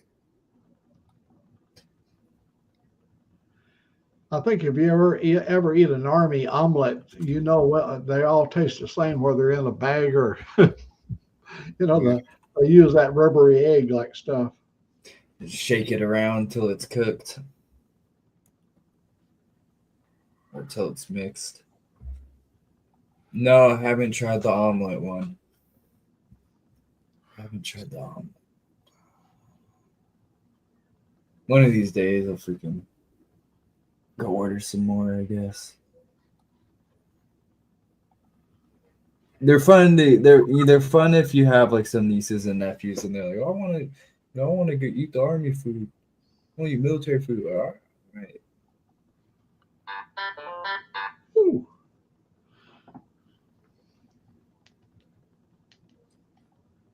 They're the worst. There was another one that didn't look good. The scrambled egg one, where you just put the powder in the water and shake it. That's what they are. They're powdered eggs. Still Yeah. doesn't look bigger. No, it looks the same. I don't know why. It's kind of strange. That's annoying. Yeah, I tried to make it look big. I tried to increase the size, and that's what I got. So yeah, great. It's as big as Good he time. gets. All that work for nothing. All that energy for nothing. All that trying to figure out and resize, and yeah, good job. Worked out. Sometimes that's life, I guess. Yeah, it's I'm freaking doing everything in my power to do something. Nothing happens. Like, wow. Nice. Oh man. So I mean, I don't feel like I should have to cancel my appointment. I feel like I should, because if I cancel my appointment, I'm changing my life for someone else. It's annoying. So I'm True. not up to date. What's the deal? You got like a medical appointment or? My foot doctor got moved. He closed down his office in Gainesville. So like 2 Mondays ago was the last time I saw him. I got to see him tomorrow. But I got to see him at his other office in Ocala, which is about 45 minutes down 75. But I got a phone call from the ex stating that, you're not answering me. Meanwhile, she ignores me and doesn't answer my calls only when she wants to answer the call. So I didn't answer the calls. I didn't answer the text messages. She's like, I'm coming by tomorrow. You only answer a call when you want something. I'm like, well, how does it feel? Like when I wanted to get the van registered and titled, you were nowhere to be found. I couldn't get a hold of you. You literally blocked me on the phone. Like, seriously, what are we in 3rd grade? To me, it sounds like she just doesn't have your best interest. So I wouldn't do anything to make you it's not even a judgment of character or a reflection of your personality or anything. It's just, how girls are. So I would just do whatever makes you feel good. And if because it's not all your stuff. It's mainly hers. So if she can't get, her stuff in charge to get it out of your hair, then I wouldn't even think about it. All right. And then when you take off, you just leave it in there. Hey, She Desert doesn't Outlaw, take care of it. Yeah. when you buy those potatoes now, don't forget to get maybe a half a dozen of the little red potatoes for our Canadian friends. Yeah, I was thinking that the little yellow and red ones. It's so cold, the little round red. Yeah, it's so cold up there, Those Little little 2-inch potatoes. I'll get you the jumbo russets, Mac. But yeah, well, lucky. I'm a redneck. What can I say? I mean, to be honest, it would make me feel better to stay home and observe what she is taking. Yeah, do that then, man. And then next time around, just make sure that you don't have any conflicting times with your Well, appointment. when she comes here tomorrow, I want to be like, let's set a date. Like what date do you want to get the shit out of the house? Like give me a date. Like let's start organizing it and working toward that date, because it has to be somewhat organized, because it's not going to be chaos. I'm sorry. Is it her name on the lease, or is it both you guys's? It's both our names on the lease. Oh, yeah. Yeah. And it's all my money on the Just nag her back, man. I'll just nag her security back. deposit is all my money. So I'm trying to, make everything as clean and organized and undamaged as possible, so I can get all my security deposit back, or at least most of it.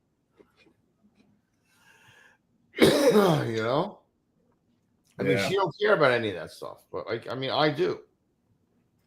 The reason why she don't care, it's not her money.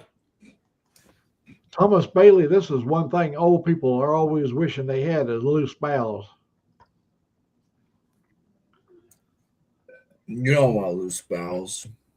Yeah, after I was sick the other day, I don't want loose bowels ever again. Oh, man. I was so sick, Mr. Mac. Oh. When I was sick, my bowels got so loose, I could have actually drank kale pectate, that white chalky-like stuff, and I could have rented myself out to the county to paint white lines on the highway.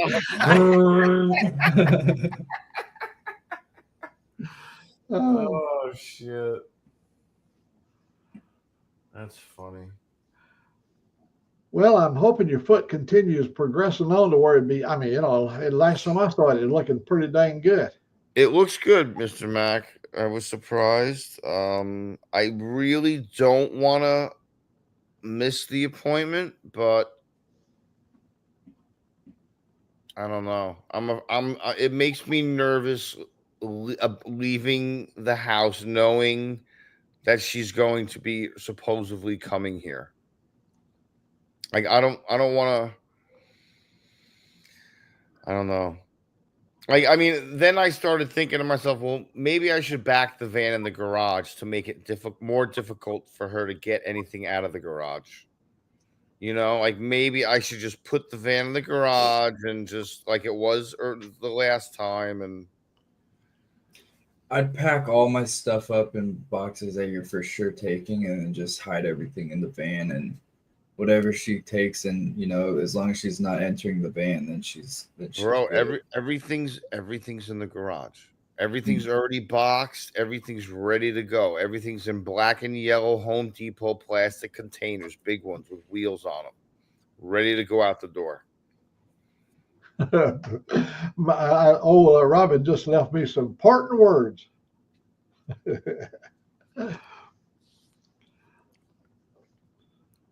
Yeah. Nice.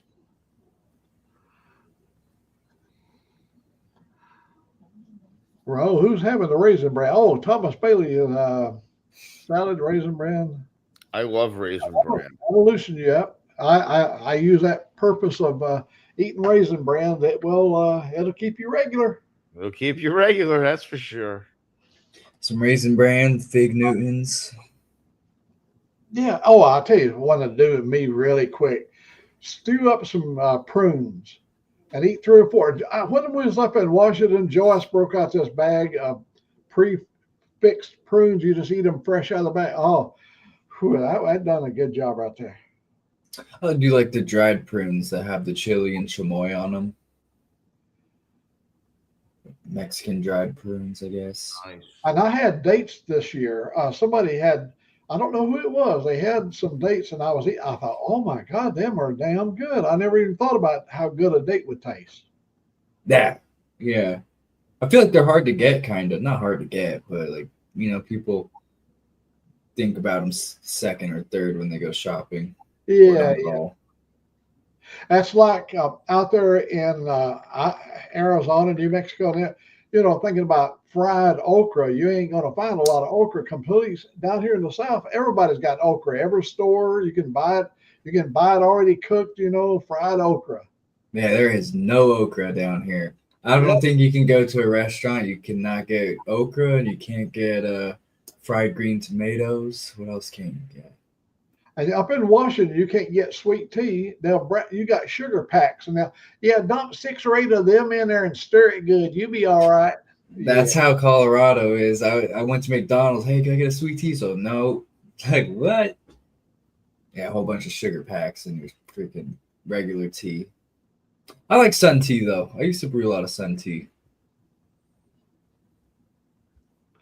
Sweet tea. Well, we used to do the sun tea as well. And then it came out of a report that some of the sun tea, it had a bacteria, because it didn't and then there was a warning, don't drink the sun tea. I've had it after that and it never hurt me, but for everything that's good, there's always a warning. Yeah, there is. It does make sense since it's just sitting in the sun and the heat cooking away, but shit is good. That was in Washington State. And, you just don't have the searing sun like you got down. Hell, you could boil water there and where you live, down in that area. Tucson, you could boil it. Yeah, you really can. You can boil eggs. I mean, you could fry eggs. You could fry eggs on the sidewalk. I've done it. We were camping one time, and this guy went and got these big flat rocks and had the big fire and everything. And then he put the rocks over there. He kind of balanced them and got them all set up there, and he cooked eggs on them rocks. Yeah. It just broke it and it fried it. I said, my God, that was pretty neat. Just that rock got so hot and he fried bacon on the rock, We used to get the slate, like the black slate rocks, and then just throw some oil on it, let it heat up in the sun, and cook stuff on it. Well, up in Washington, where the lava flows are, we have a rock. It's an onyx. It's like a black glass.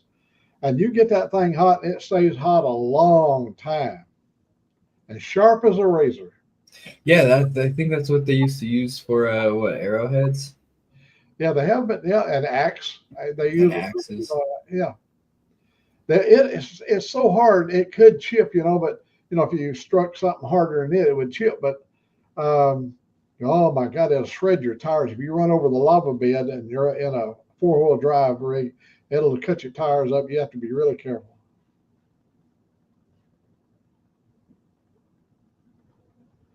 Yeah, it's hard to dissolve sugar in cold tea, Man, we ate some good places. We stopped in a place in California before you get the Needles, and it's an old restaurant. Had been there for a year. Ludlow, California, right off 40. Before you get to, like once you cross the river into California, you can go up the grade there for a ways. Ludlow. There's an old cafe was there back when I first traveled through there back in the 50s, and they didn't get running water until 1988. They always had to bring the water in by rail car.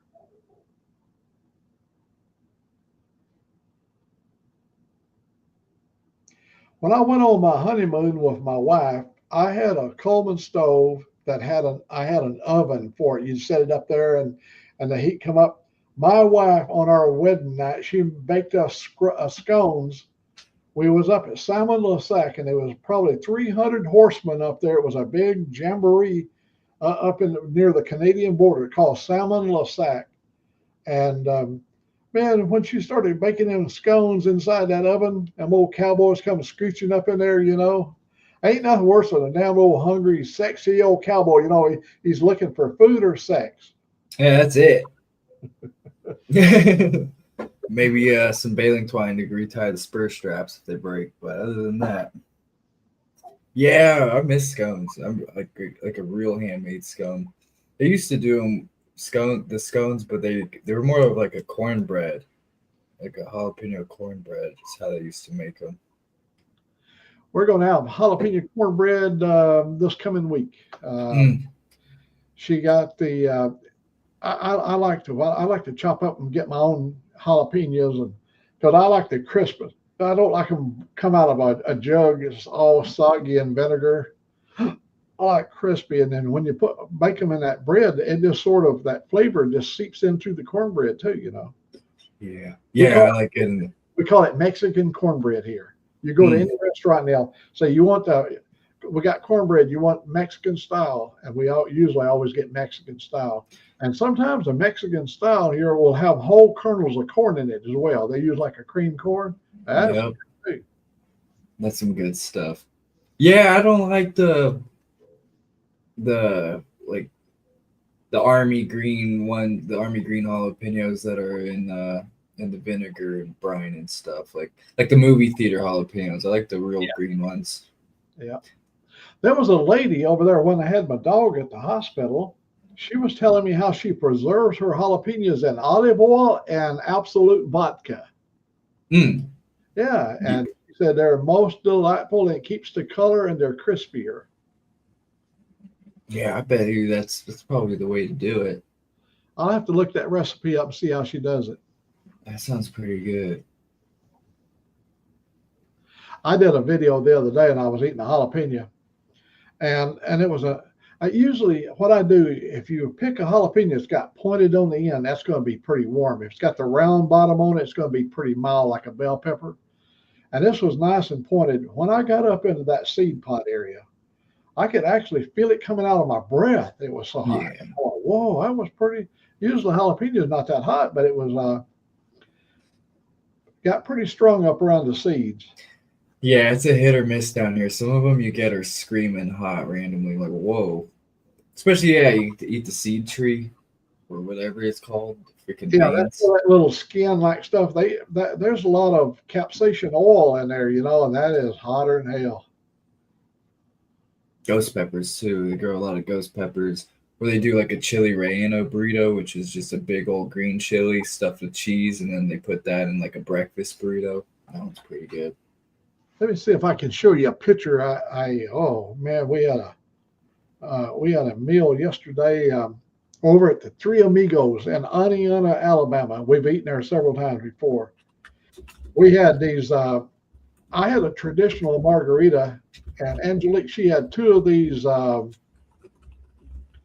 They're pink-looking margarita. What is that thing called?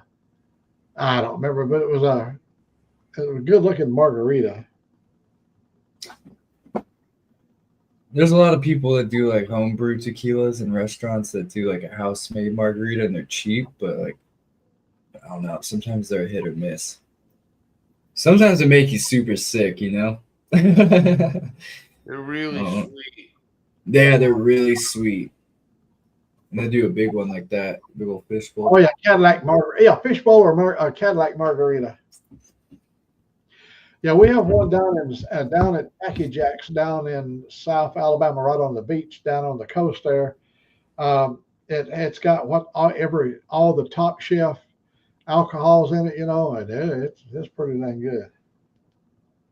Can you believe Bob Dylan's over 80? That's crazy. That is crazy. Did you ever figure out what he was saying? Yeah. No, never. Yeah. Never. All right, I will bringing up a picture here.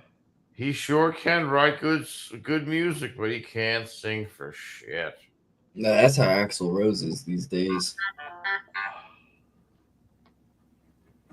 Let me get it where there ain't no reflection. I can't do it without the light. The light is right there just reflecting on it, but Beans, rice, carne asada. Oh, nice. Oh, big old Look at margarita. that. well, yeah, That was yesterday, huh? Or the day yeah, before? yesterday. Well, yeah. You know, I posted a little short. It was only like a minute and 7 seconds, a real short. And time we got out on the road, I did it in the restaurant. Time we got out on the road, it already had 540 hits before we even got over on the highway. Really? That's It's over, crazy. it's over 600 now, but it hit 540 before we got on the highway. Just Isn't that something else? Because I've had stuff like that happen. Like when a 15-second short of fogging for the mosquitoes was at almost 1,000 views in an hour. it's amazing. I was like, "Are you serious, bro?" I was like, "I can't get you to watch me riding a motorcycle 1,000 times. You're gonna watch a 15-second short 1,000 times about fumigating mosquitoes." Yeah. You know what I'm Yeah, it's saying? weird I'm how like, the really? algorithm works. I'm like, that's what you're looking at? I mean, come on. We'd always used to get a big old bottle of Everclear, then get 2 Gatorades, and then you drink half the Gatorade and fill it up the rest of the Everclear and drink like 3 of those and feeling all right. Feeling all right. Moonshine too. We used to make a lot of moonshine. Make it out of sweet feed, 4-way sweet feed, package of turbo yeast, 2 extra pounds of sugar, let it ferment for 4 days, Sure. burn off all the extra ethanol, and then you could run your mash 4 times. Yeah, buddy. We did Yeah. too. I don't have a still anymore, so no one come after me. Yeah, we always had a still when we came up. When the miners would go on a strike, my daddy would go make some. We call it wildcat here. I didn't make wildcat, and back in them days, you know, if you was good at making it, it tasted better than the store bought stuff. You know, a lot of people don't like blended whiskeys, and yeah, he would make it, and my brother and I, we'd help load the stuff up.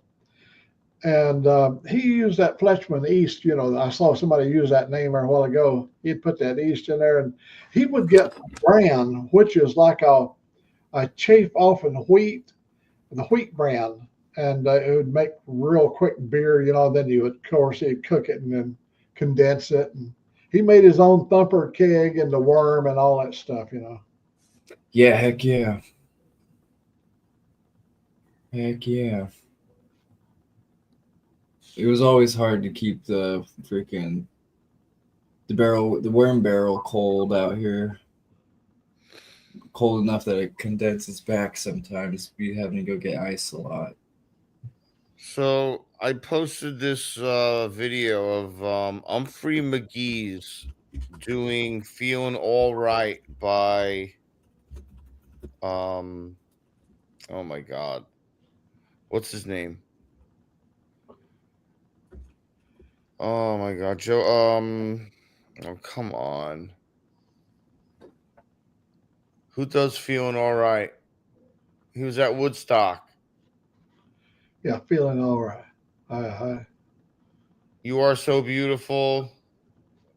Blah blah blah. Oh yeah, the guy Joe that Cocker. Joe yeah, Cocker. he always looked like he was having a stroke, or Yes. he was very spastic in his. Yes. You are so beautiful, and he would just he'd be moving around. Oh, whatever happened to him? Did he die?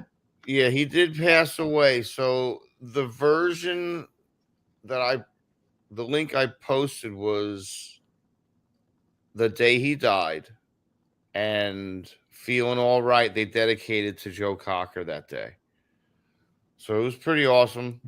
It's a great version, a ripping piano solo, and I don't know. I kind of want to play it for you guys, but I don't know if you're gonna get copyrighted. But what are you gonna do? You want me to play it? Yeah, I just got through being hit Oh, remember never. Yeah. So we got hit with that's right. You're monetized now, right? no, but I'm getting close. Oh, okay. Sure, They're not gonna. I mean, they'll give you a warning. They're not gonna copyright you. let's have a go ahead and give us a brief.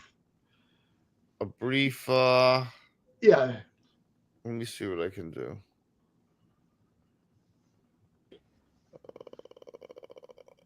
Wait. yeah, they got me on Summer Wine. Have you heard yet? Was you on the night we was playing Summer Wine? That's Lee Hazelwood and Nancy Sinatra, Summer Wine. Oh man, I love that song because I have been there.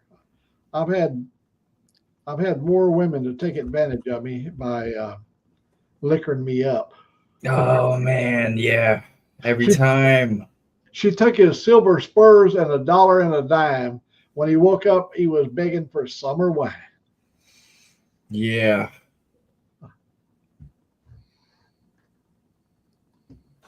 Who sings it? Lee Hazelwood and Nancy Sinatra. Is she related to Frank Sinatra? Yeah. We had a good one last night, but we're counting on you to make this one a little better, people.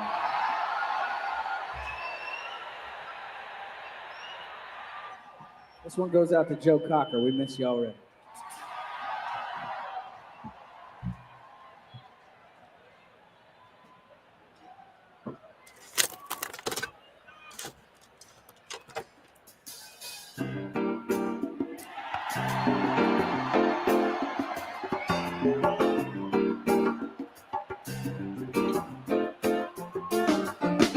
Since I got to have a chance of see, 'cause every night I get those strangest dreams, and thinking by the way it might have been left here on my own, so it seems I've got to leave before I start to scream.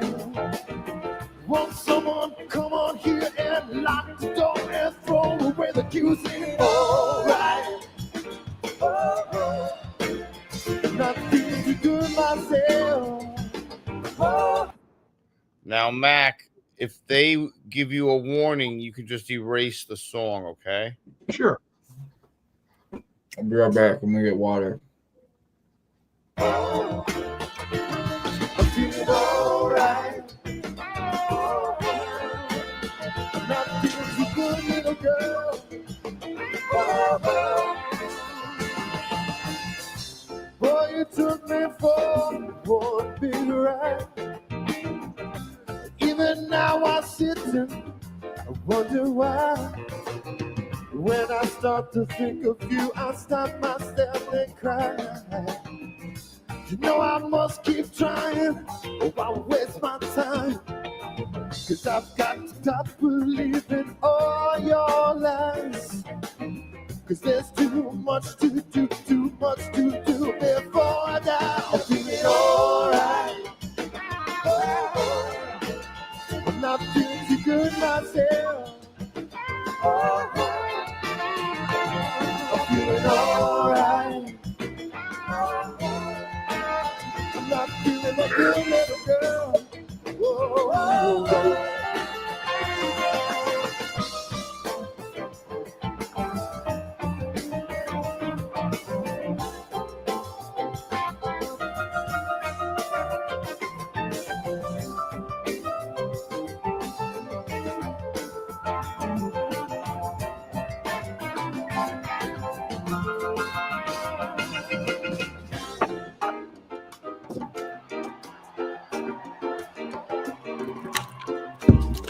Joe! Don't get lost in now in what I say. But that time is now, you know that you really felt that way.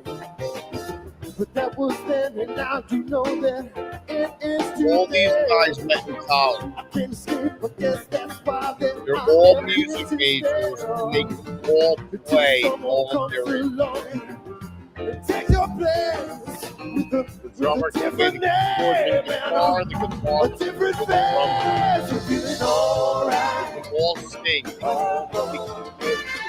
Not feeling good myself. That's how they form the band. I'm feeling alright. Not feeling good, girl. They also do an amazing version of "Shine on Your Face." I'm feeling alright. Not feeling good, girl. I'm feeling alright. Every day I'm feeling good myself. This year, I don't even know what it is.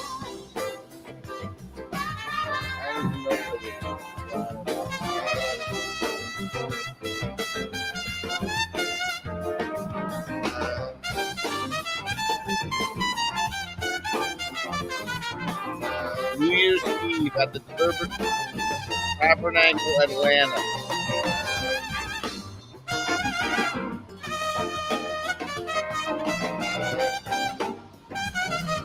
January 12th, 2015. Release. This is New Year's of 16, I believe.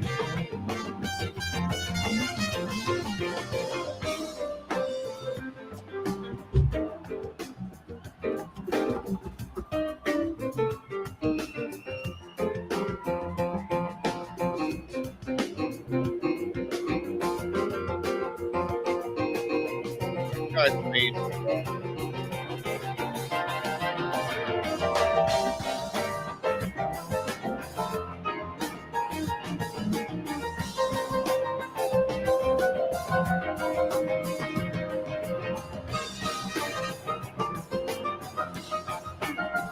That guy went to college for that. Feeling alright. Made it. I'm not feeling good myself. I'm feeling alright. I'm not feeling too good myself. I'm feeling alright. I'm feeling good myself. I'm feeling alright. But I'm feeling too good, little girl. Yeah. You feeling alright. Yeah.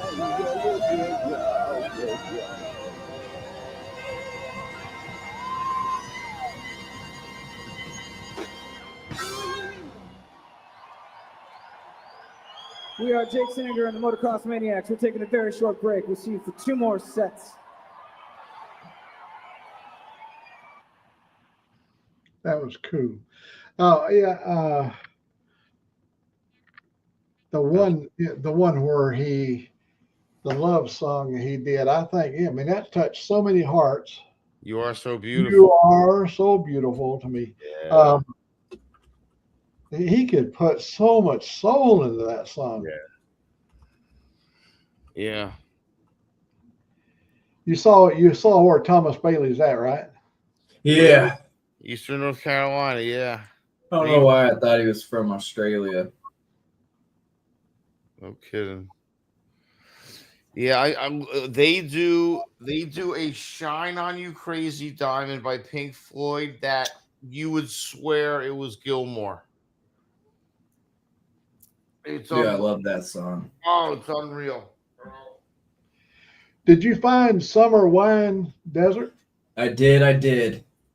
Oh, it's got it's a cowboy. I thought of you when I was telling the boys about the summer wine. They all looked it up because you're a young cowboy, and when we was young, you was always looking for that adventure, and you find a sweet, loving woman, and she would end up taking you $1 and a dime, and you'd wake up craving summer wine. Dude, you know what's funny is everybody would always a lot of more city folk there's no women on like ranches and stuff. I'm like, yeah, that's not true. Well, I think some of the best ladies I've ever been with were been in the middle of nowhere or on a ranch. I'd like to Yeah. see, I'd like to see you tame Beth from Yellowstone. Oh, I wish. She'd cut you bad. Yeah, I don't know if I'd be able to handle it. Get bucked off the bed. God Almighty, she's got cleavage you could get lost in. Yeah, you gotta be. Mean, my God, is she a mean woman? Yeah. Yeah. My buddy Man, Joe. I've known a few like that. Oh hell yeah! I told you about one time when my woman came over. We'd had a little dispute, and she came by my bed. I thought she was going to kiss and make up with me, and she reached in a drawer and took my 9mm out. I heard her put the clip in like this, and and I looked on the wall. I could see her shadow standing over by the doorway, and she had that pistol hanging down by her side. I was thinking, what am I going to do if that arm starts coming up? Just shut my eyes. Yeah, that's about it. Did my friend's ex-wife too? That she was just like that. I remember they got in a big fight, and I was sleeping out in the trailer, and next thing you know, the inside of my trailer was glowing, and I look out, and she burnt down this entire tack shed. Oh, with all those Billy Cook saddles in it. Freaking oh my 30 God. grand worth of stuff. Like, eesh, nutty. Baby, I love you. Oh man, Yeah, they do that. They do that. sure. Did you Yeah, there's a lot of young women working. Well, I know back in when I was young, the women always worked the rodeos. They rode the barrels and stuff, and man, there were some beautiful women cowgirls. I do one of the rodeo queens. Barrels, and, they put on a much better glamorous show. The guys is all down and dirty and wrestling steers and bareback bronc riding and all that kind of stuff, but the women, they put on a good show. Dude, that was my favorite. When we were like 14, 15, you had to be 18 plus. Some of them were 21 plus to get in, but we'd always sneak into the rodeo dances. All the ladies, oh, you do? I ride bulls. Oh, man. Also had a lot of friends that rodeoed hard too. And they'd always have a big old trailer, so we'd just get loaded back there before we'd ride. That was always a blast. Plus, it's that's why I don't go to the rodeo as much these days, because a lot of my friends, freaking got older, grew up, and stopped riding. So it's like, it's not as fun as it used to be. It's fun to go watch for a little bit, but it's not as fun as when you got somewhere to stay overnight and you could party. Especially being in the back of the chutes, miss doing that. She rides saddle bronc, bulldog, team ropes on the head side. Rodeoing is fun. Ranching's a lot more chill though. Especially being able to, mainly just castrating, freaking do a lot of castrating and branding. I used to like just roping. Damn it. We used to use a fork, like one of those red forks, and you go and drag their head into the fork, and then it pulls them, so you don't have to have a guy pulling the back and tying them down. But it's really a lot of fun to watch a guy can heel and toe. If it's really good at it, and I'm talking about it so pinpoint accurate. Very. Yeah, I was blessed to be able to rope with some of the top guys that gone to the NFR. Derek Begay, and then my buddy's uncle was professional. He'd gone to the NFR a few times, and we used to go and just sit and watch a whole bunch of technical videos, and we'd go and rope all day. I used to go where Donnie Gay was riding. We went to a lot of places. Donnie Gay was a world national. He's big. He won many championships, and that guy he's not a big guy either, but boy, was he ever a tough one. Those little guys, dude, they ride really well randomly. Yep. Can I play Shine On You Crazy Diamond? Mr. Mac. Sorry. Mr. Mac, can I play another song or no? It's just, Sure, you got one picked out? I got one picked out. Sure, let's give it a go. Let me see what we got. Share screen.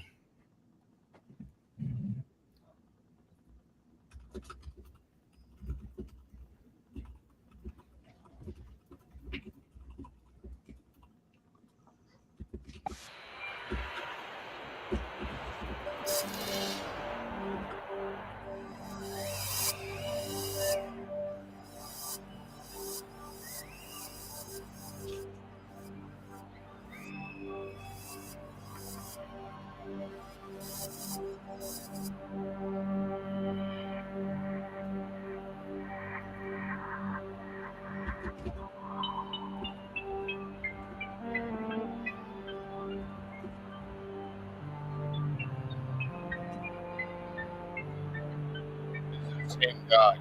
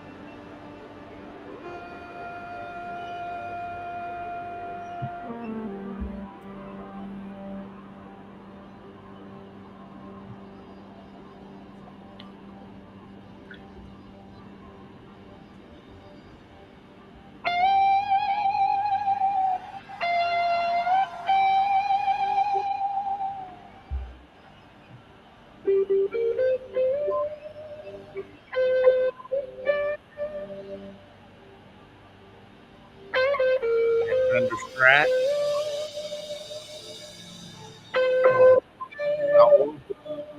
Yeah. Did I get right?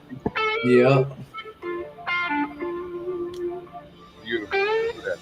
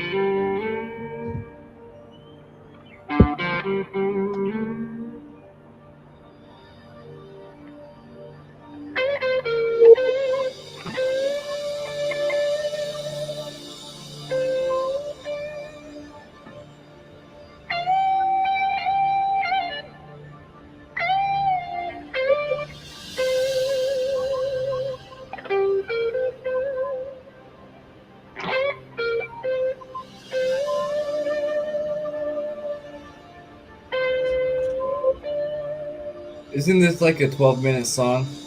It is a lengthy song, but I mean, they do it very well. Long as I mean, they hit all the right buttons. And if you're gonna try to do Pink Floyd, you better do it this way.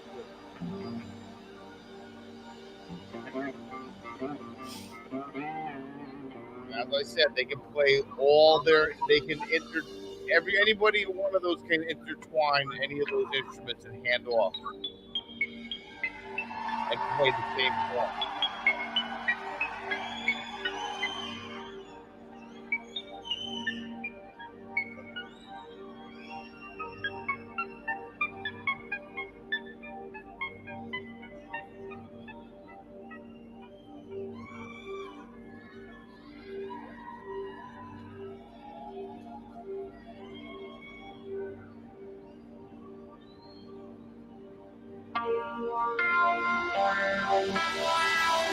Oh.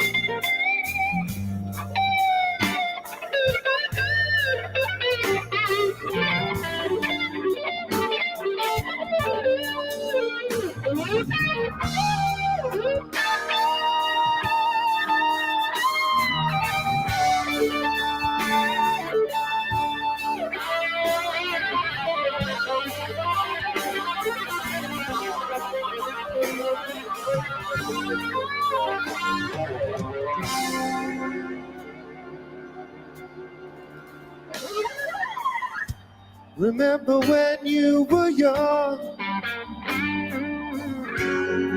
shone like the sun, shine on you, crazy diamond. Now there's a look in your eye, like black holes in the sky. Shine on you, crazy diamond. You were blind, childhood and style, the blood is still green. Are you tired of faraway laughter?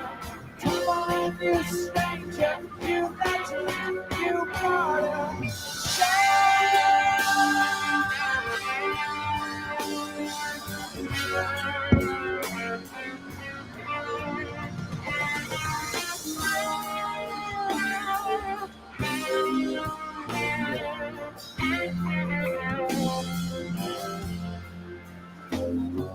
You reached for the secret too soon. You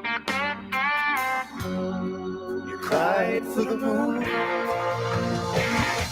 shine on you, crazy down. Threatened by shadows at night, exposed to the light. Shine on you, you crazy diamond.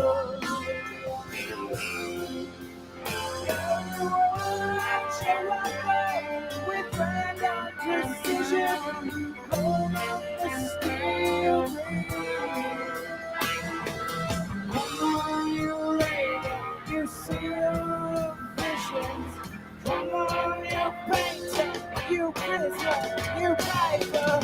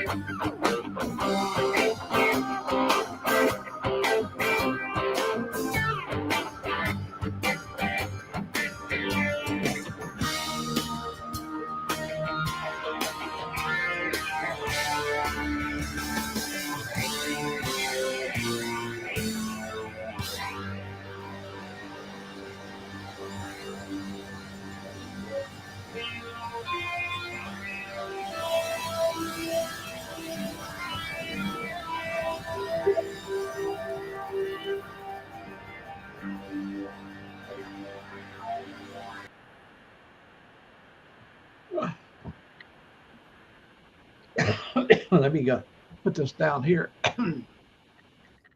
There we go. That was an encore, obviously. Yeah, it was pretty smoking, man. That was good. I like that one. That's one of my faves. They do that justice. Not many people can pull that off. No, not as a full band. Not as a full band, yeah. Good night, Thomas. Hi, Thomas. Take care, Thomas. Yeah, that's ridiculous. Man, what would it cost to put on a show like that of all the lights and Oh, smoke? yeah. That's a great production. They've done the Stone Pony Summer Stage too on the Jersey Shore. Red Rocks would be cool. Yeah, that would be awesome. Have you ever been there? No. No, me neither. I drove by it, but I never seen a show there. Yeah, That would be sweet. I've been close to it, but never went there. You know who Billy Strings is? Yeah, oh yeah, I know Billy Strings. He did. He did a little show over there not too long ago. I was like, man, that would be great to see. He can't wait to take over for Bob Weir. Yeah, that's what I was thinking. He's been doing a lot of stuff like that lately, meeting up with some of the legends. I was like, yeah, he's blowing up. Yeah, he just got married. He just had a kid. That's nuts. Yeah. That Yeah, is nuts. I mean, he's just waiting for Bob to say, I'm done. You know, I'm gonna retire. You know his famous video, and there's a dude in the back who has a little bag, but he has super long hair. He doesn't have any shoes on. No. Oh, damn. I don't follow him that close. It was his first video that he ever blew up on. And, Yeah. yeah, it's him just jamming, and there's this guy in the background, and he has, he looks like, someone that would give like a side quest out or something, like a Hobbit kind of guy, but that's the guy who has all the mushrooms, and they were tripping, and then they went into, he ended up playing in the basement and get away from the party, but then I think that's where he really blew up.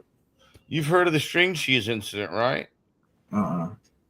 Well, that's Billy and the Strings.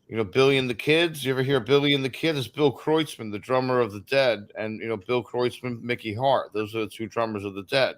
So Billy and the Kids is Billy Strings and Bill Kreutzmann playing Dead together. Same with like Bill Payne. Bill Payne from Little Feat used to play with Phil and Friends. Phil Lesh, who just passed away. Yeah. Bill Payne from Little Feat went and played with Phil Lesh and Friends forever.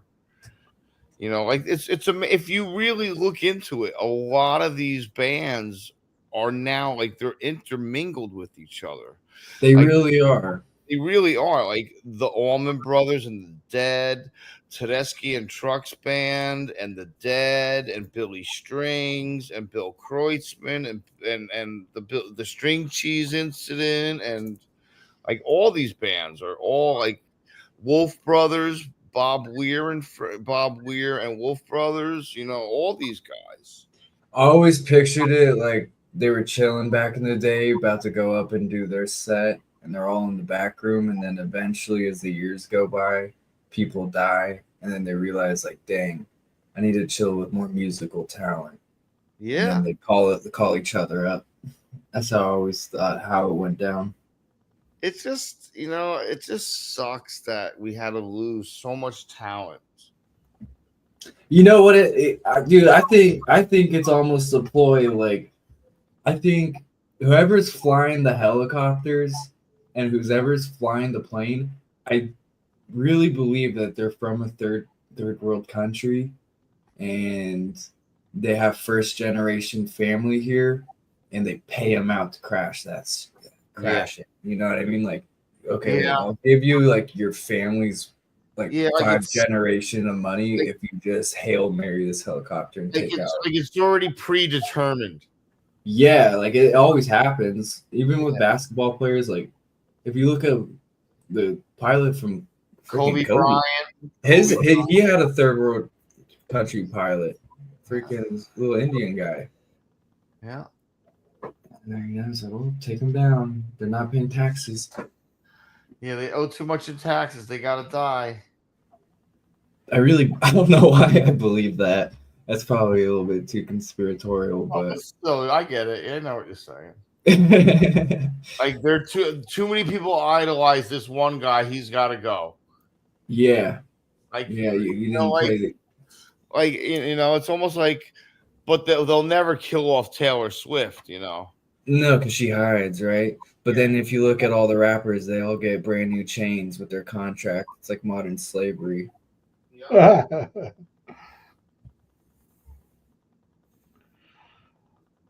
Man, music,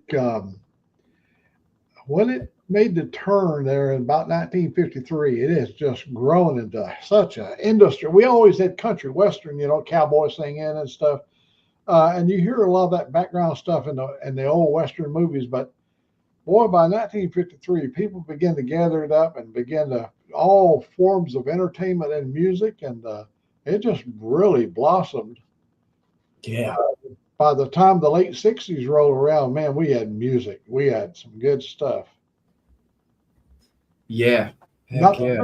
good stuff now, but I mean, that's the beginning of the good stuff, in my opinion. It really is. Some of the most expensive guitars are like, like a 56 Stratocaster. Same with cars. You go get an old, 57 Bel Air, they're worth a pretty penny now. And that's when people start really paying attention with cars. Did you see how desperate they were to try to silence rock and roll in the 50s and Oh, 60s? sure. I was there.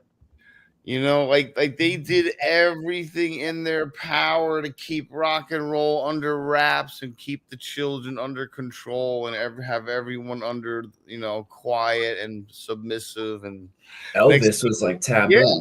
Well, next thing you know, everyone's shaking their hips and screaming and clapping and dancing. It was anarchy.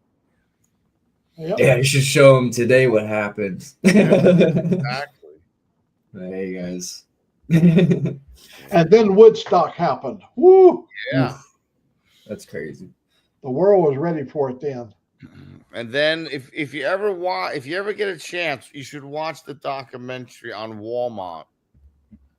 Walmart. Yeah. Walmart was the death of the 60s. And at the Walmart concert, the Grateful Dead actually walked out after that guy was murdered in the second row of the concert by the Hells Angels. They left.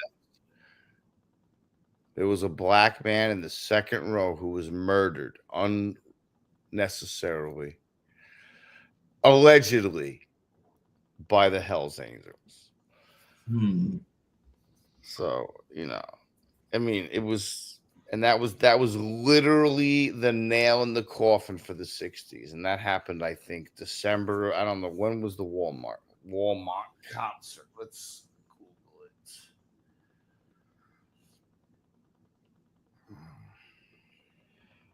Well, there was a lot of violence with the music in those days. Well, when you get that many youth together, there's going to be some violence. Yeah, testosterone starts going, group mentality starts happening. And then you get introduced to wacky tobacco and youth, and then you're going to really see yeah, that's right. Don't know where you're swinging at. We went to the drag races up in Seattle at the Fall Nationals, and this were all the fuelers were running, and there was a big brawl broke out, and they was actually throwing beer bottles onto the racetrack. Hundreds of people. It was big. I took my family. We got back in the van and we went home. Next day, hundreds of arrests, and what happened is it was a summer heat, it was August. That's when they have the race up there in August, the Fall Nationals. And people just got way too much dope and too much alcohol, and the fight broke out. A little sugar booger. So it was a Rolling Stones concert, but they were opening acts. There were more acts than the Rolling Stones. It was the Altamont Speedway Free Festival in '69. 1969. That was the end of the decade. That was it. Approximately 300,000 attended the concert. It's a lot of people. Let's see. And some anticipated that it would be a Woodstock West. Woodstock was held in Bethel, New York in mid-August, less than 4 months earlier.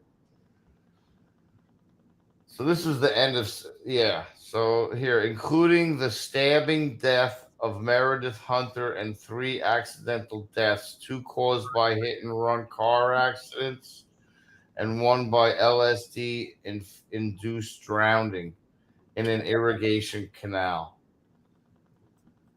Scores were injured, numerous cars were stolen, and then was extensive property damage. During the performance by the Rolling Stones, Hunter approached the stage and was violently driven off by members of the Hells Angels Motorcycle Club, who had agreed to serve as security guards. He subsequently returned to the stage area, drew a revolver, and was stabbed and beaten to death by Hells Angels Alan Pissarro. Pissarro was charged with murder and tried in '71 Following 17 days of testimony, an 8-man, 4-woman jury deliberated for 12 and a half hours before Pissarro was acquitted. He was acquitted on grounds of self-defense. Who's let go? Pissarro drowned in Anderson Lake in southern Clark County in '85, police said. The death is kind of suspicious, though foul play was never confirmed. He is buried at Los Gatos Memorial Park in San Jose, California. The Almont concert was often contrasted with the Woodstock Festival that took place less than 4 months earlier. While Woodstock represented peace and love, Almont came to be viewed as the end of the hippie era and the de facto conclusion of late 60s American youth culture. Almont became, whether fairly or not, a symbol for the death of the Woodstock nation. Wow. Yeah. Then what did they do for the next decade? The 70s were chill? crazy, bro. You had the fuel crisis. You had the Olympic hostages, the Beirut hostages, the Israeli hostage crisis and everything. You had the oil embargo. You had the collapse of Saudi Arabia and all of that stuff, and Iran and Iraq going on. And all the cars had to be set. The speedometer was come from the factory of 55 miles per hour and had a red. When it got to 55, it turned red. So that you know that's the speed they wanted you to run. Dang. 55. That was it. Dang. And the 70s. What would you say about the 70s, Mac? That was when I grow up. I was a kid. This oil embargo thing, it was just something that nobody could actually accept. Here we was one of the richest countries in the world, and we come to find out all the oil that we were bringing in. But after it was over with, there was over 50 or 80 ships sitting out in the Gulf out there loaded with oil. It was just one of those created situations. Yeah. That's how we saw it. And That's how we started it all. Yeah, well, I mean, and they're over there paying like 5 cents a gallon. Damn. And we're paying like whatever back in the 70s, $2 a gallon, $1.50 a gallon, $1 a gallon, whatever it was. That was ridiculous. And there were lines and lines and lines to get gas, bro. And then they had the odd and even days on your license plate. Yeah. The number of your license plate determined which day you could get gas, odd or even numbers. What? Oh yeah, on your license. When you pull up the attendant, if you didn't have the right license number, you was on the even day, and this is odd day for serving, you didn't get no fuel. Damn. Oh my God, it was big. Yeah. I would have never known that. And then 10-gallon limit. And you What? got a gallon tank, and you only get just a little over, about not even a half a tank. Yeah. Meanwhile, you burned 5 gallons waiting there on the line. And another thing, it shot from 28 cents a gallon to 50 cents a gallon. People went crazy. They were ready to go to war at 50 cents a gallon. Yeah. Look at it today. Today the gas was $2.55 at our station. Really? Dang. This is still like $4 over here. Crazy, bro. Maybe $3.90.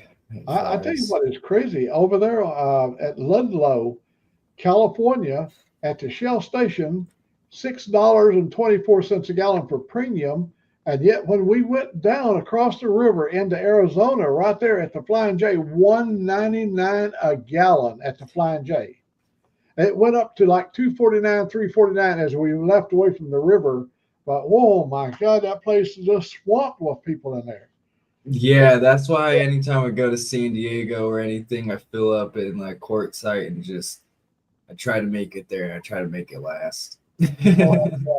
But see, I came in way down there at Needles and went all the way up into Oregon. So you got to have yeah, more tanks. Even though I got a 28-gallon tank, you'd have to have 2, maybe 3 tanks of gas to get out of the state. Yeah, I was gonna say it's still like 2-3 stops for sure. Yep. It's a huge state. You don't realize it. Like when I was living in Northern California, my family down here was like, well, you could just go to you go to Disneyland. I'm like, Disneyland, when you're all the way up in the north, I mean, it's the same distance if I was gonna drive from back where you're at. Still 8-9 hours. Yeah. I mean, California's enormous, bro. Yeah, it's huge. Long. Yeah. When you enter into the state of California from Oregon, you see a sign that says LA 890 miles just down to LA. And then you, of course, you got San Diego on down to Tijuana, you know. You got a pretty good span down through there. That's a long state.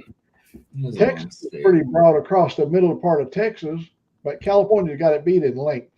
Yeah. Yeah. Texas is huge too, for sure. Texas is ridiculous, bro. Drives you crazy. I You go drove right through New Mexico, no problem. But Texas is crazy. I drove across the tiny piece of Texas that sticks up. You know what I mean? You know what I'm Yeah. talking about, right? The tiny piece that sticks up. Panhandle. Yes. Yeah. The tiny little piece that sticks up out of Texas. And that It looks like that. yes, exactly. That piece alone was like 6 hours. I was like, oh my God. I was like, that's ridiculous. Like just going across that little piece of Texas, took forever. I don't know how many hours it took, but I'm probably exaggerating. 6 hours. Yeah, you're right on the time. I think it's I just crossed the thing twice this year here in the last month, and it's no, I didn't go. I went southern going, but coming back, I went across the Panhandle on 40. Yeah. Mhm. How long did it take you? A couple, like at least 3 hours, right? I'm thinking you're probably right. No, more than 3 hours. It's 279 miles across it. So Oh, okay. that little old Panhandle is pretty long across there. So it could be 6 hours. That's right. We left Flagstaff at 4:30 in the morning and arrived here in Birmingham 4:30 in the morning the next day. Wow. 24 hours.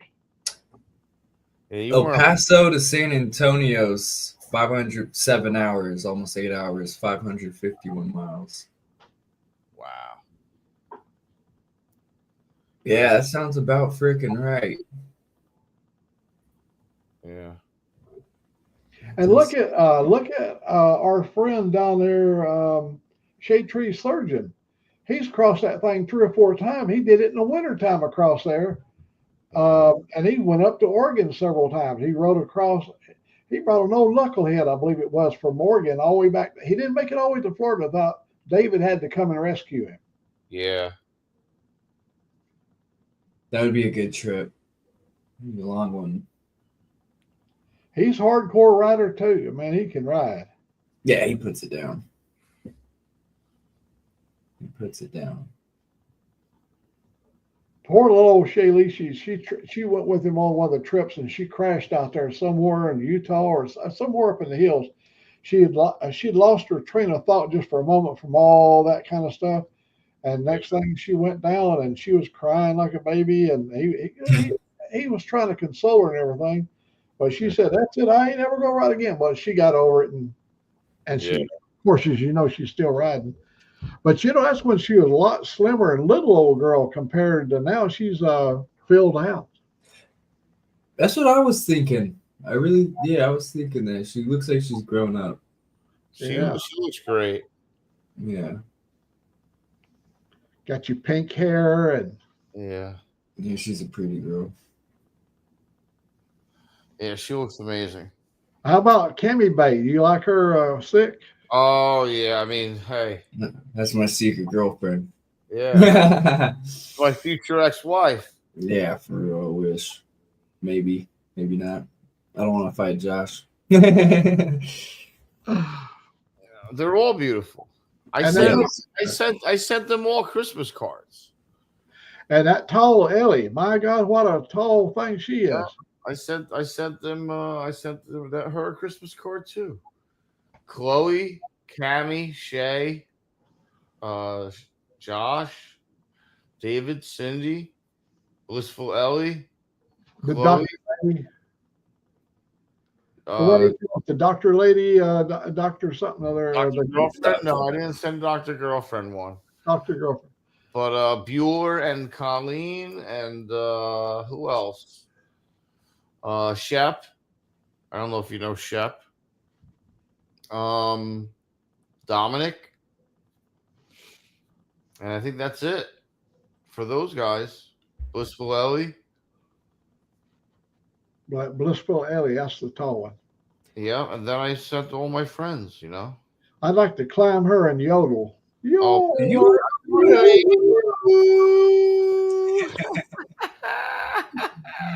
Uh, You know who was on live the other day, sick? Who?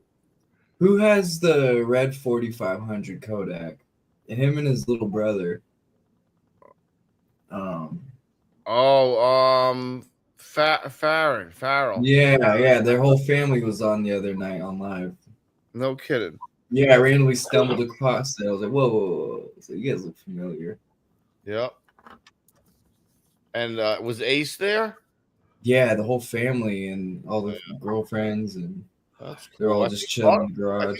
Was Buck there too? Yeah, Was that there? was it. Yeah. you talking about Buck Brown was there? Yeah, Buck was there with Farron, and Ace, and the girlfriends, and yeah. Dude, Buck's everywhere. I'll randomly see him. I'm like, That whoa, Buck what is the? Yeah, Buck's everywhere. I loved it when he told the story about being the oldest soldier in Afghanistan, Yeah. volunteered. Yeah. Ground Toga and Buck never sleep. No, Toga's everywhere. They're vampires. They never sleep ever. I don't know how he. What do you drink out there, Toga? You freaking It's in the water. ISIS coffee. Toga lives off Uzo. Yeah, Yeah. Woo-wee. Uzo and Oh, yeah. opium. Ah, Licorice. Grateful Licorice. Dead is like licorice. So if you Okay. really like licorice, some people like licorice and some people don't. I like licorice. But the I people like that like licorice. licorice really, really, really like licorice. And I also like Jaeger, so Yeah. it's like the same thing.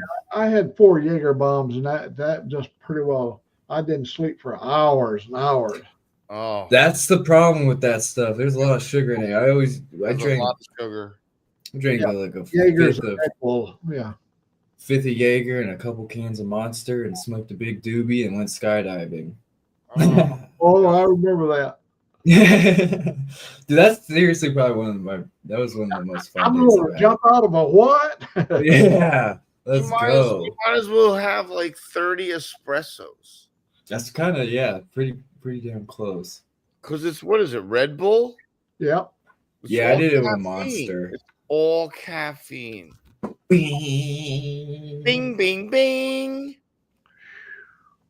You know, I posted something about the original Coca-Cola and it having 3.5 grams of cocaine in it. Right. Yeah. And they didn't- removed it off of my page. Yeah, they do not like that word. They did not like that at all. They were like, oh, no.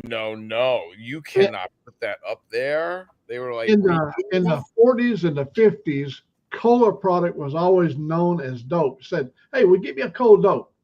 If you go to the store, bring me a cold dope back. They called it dope. They yeah, called it the cocaine thing. yeah. Yeah, that was a common terminology here in the Southeast. Dang. It's It was crazy. a, Until they outlawed it, they kept it in. It was in the recipe. well, look in the Western days, the cowboy days, laudanum, which was an opium-based drug. It was everywhere. It was not. They had opium dens back in the days. You get to an old Wild West town, you get to the opium den and get in there and take a few drags off the hookah and laid back for a while. Yeah. And then they outlawed it. Yeah, then they got rid of all the fun. Oh, that's too much fun. You can't do that. Yeah, who made the Wow. rules? Oh, no. No You have hanging out, guys. self-control. It seemed too all the old Western towns they always had a Chinaman there. that brought Well, it. yeah, yeah. Yeah, like Hop Sing on Bonanza. Yeah, exactly. That's so crazy. Imagine, like, what were you thinking? You're a guy in China back in the 1800s. Like, you know what? Going to the Wild West. Well, a lot of them came over for money. And slaves. I think they were slaves. Yeah, that's right. Like you're talking pre-World War II, Yeah. like World War One, even pre-World War One. Or what? That's why there's a lot of Asians in Hawaii. They were all originally cane field slaves, sugarcane field slaves. That's crazy, bro. Well, the gay 90s were in the late 1890s. You know, you had a lot of Chinese people building railroads and stuff. And there's a town out there in Arizona where the contractors worked them and then took them up there and killed every one of them so they wouldn't have to pay their wages. Yeah, they did some wild stuff over here. They found their skeletons had been stacked on top of one another, and they'd been murdered because they wasn't going to pay them. You know, the $9 for the 100 men. You know.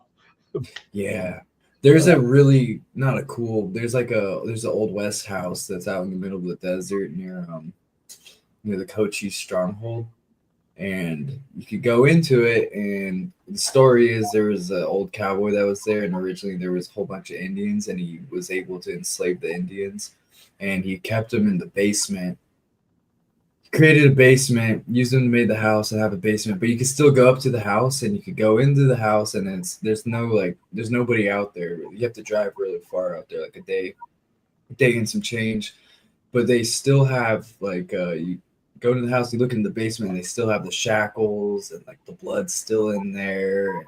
That's crazy, Dude, it's nuts. Yeah, old ghost house. There's also a cult out there, like a naked cult. You hear the story about Miss Peabody that lived in New York, and she wanted to write a book about the Wild West, and so she hopped on an old steam train, and she got out in about Tucson. When she stepped down off the train, there was an old Indian sitting there, sweaty Indian sitting there at the train station. She said, "Hi, I'm Miss Peabody, and I'm doing an American book on American Indians." And she said, "I see that you're an Indian. Could you tell me what do you do here for fun and recreation?" He looked her in the eye and he said, "Me screw squall." And she said, "You're hostile." He said, "No, hostile, dog style, any style. We still screw squall." She said, "Oh dear." He said, "Oh no dear. Run too fast, jump too high." Great. So Miss Peabody got her story. That's too funny. That's funny, bro. Oh, That's Me crazy. screw squall. No dear. Shut up. run too fast, jump too high. Oh man. Well, it looks like our crowd's still hold. There's 6 people in here, but I don't see but just the 3 of us here. But I know Connie's in here. But sometimes I think that number up there lies to us. Oh, it does. They're full of shit, Mac. Don't But I'll listen. be talking to somebody that says there's only 0 people here, and I say I know there's at least one. I'm talking to them. Yep. Yeah. Don't listen to them. Must be something to do with the algorithm or whatever, you know. Yeah, I think it's all made up. A lot of it's made up. I think some of the views are made up. I think some of the subscriber counts kind of made up sometimes because It's we'll all lies. religiously drop a few subs at the same time if some of your videos don't go the way it's supposed to go, and then they'll go up a few times. It's like nobody's actually commenting. It's,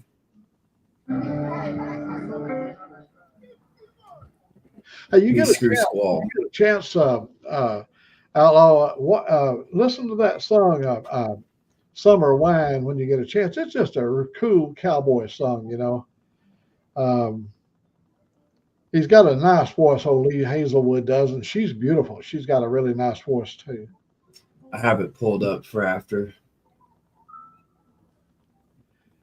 And he does that old summer wine. And I go, oh my God, I've had my headache hurt so bad from wine, you know. Yeah. Old Yeah, wine will dry you out. The old Thunderbird was really a cheap Gallows.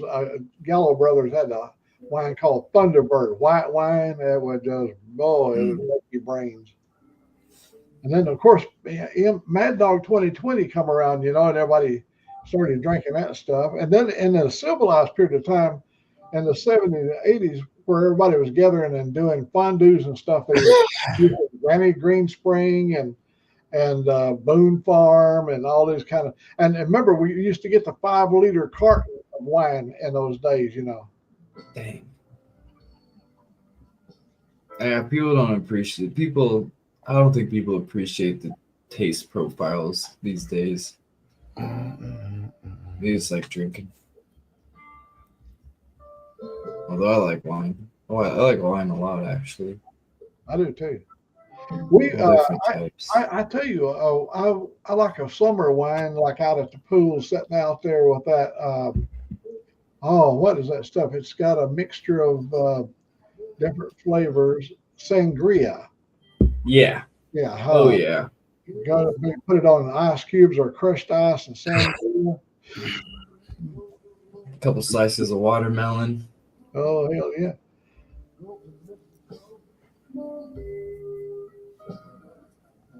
Just can't go wrong with watermelon. No, you can't. Watermelon's pretty good. Blueberries are kind of a hit or miss. So Outlaw, what shows do you are you pulled toward out of all those dates? Probably towards the end, some of the last ones. I'm still trying to lock in a freaking April or May? Job. Yeah. That's the real issue. Yeah. Otherwise, yeah. I mean, I'd be down because Vegas is only right there. I mean, Vegas ain't that hot in April, is it? No, it's not. It's actually really nice. All right. See, that's No, why- yeah, it ain't like July or something, dude. It gets it's hot. Dude, it was brutal, bro. like Brutal. not fun. Oh, dude, it was not a good time. It was not fun. It was, it was at the point where like you were seeking shelter constantly. The only time I go into like the summertime is if I'm really like if I'm staying at the MGM and I'm gonna go chill at the pool and sit in the pool. Yeah. I ain't walking around. I walk around a little bit, but I'm walking through the casinos, the AC. Yeah. Yeah, that'd be a blast, dude. That'd be a super blast. I like this. I don't see myself going to any of the March shows No. because of the camp out. Yeah, no, and I'm freaking moving But- soon And they're gonna want more money for the Friday, Saturday shows. I mean, they're always going to be Thursday, Friday, Saturday. Thursday. That's what they were last year. Thursday, Friday, Saturday. And if you look at the dates, I'm pretty sure they're Thursday, Friday, Saturday, Thursday, Friday, Saturday, Thursday, 17, Friday, 18, 19. Yeah. April. And then May. That's Thursday, Friday, Saturday, Thursday, Friday, Saturday. And then what they did last year is they extended May to August.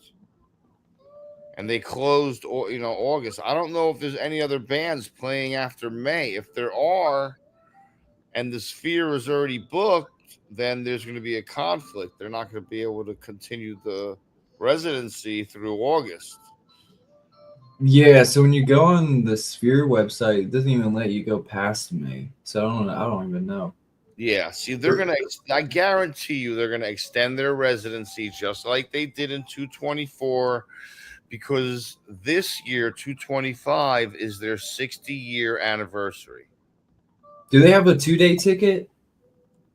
Oh, dude, they have a 3-day ticket. They have a 2-day ticket. They have a 3-day ticket. Like, you can do VIP. You can go to all 3 nights. I just want the floor seats. I want to go down to the floor. That's That where way you could like move around and you stuff. can move around. You could sit on the floor. You could chill out. You could walk around. You can walk outside and relax. And it's the best place to be. You're not locked into a seat, and there's not security walking around amongst you. Breaking your balls all the time about smoking or anything else. Yeah, I was gonna say, are they pretty chill in there about smoking?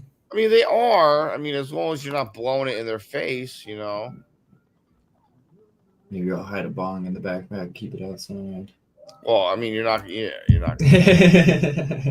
Like metal detectors don't find glass.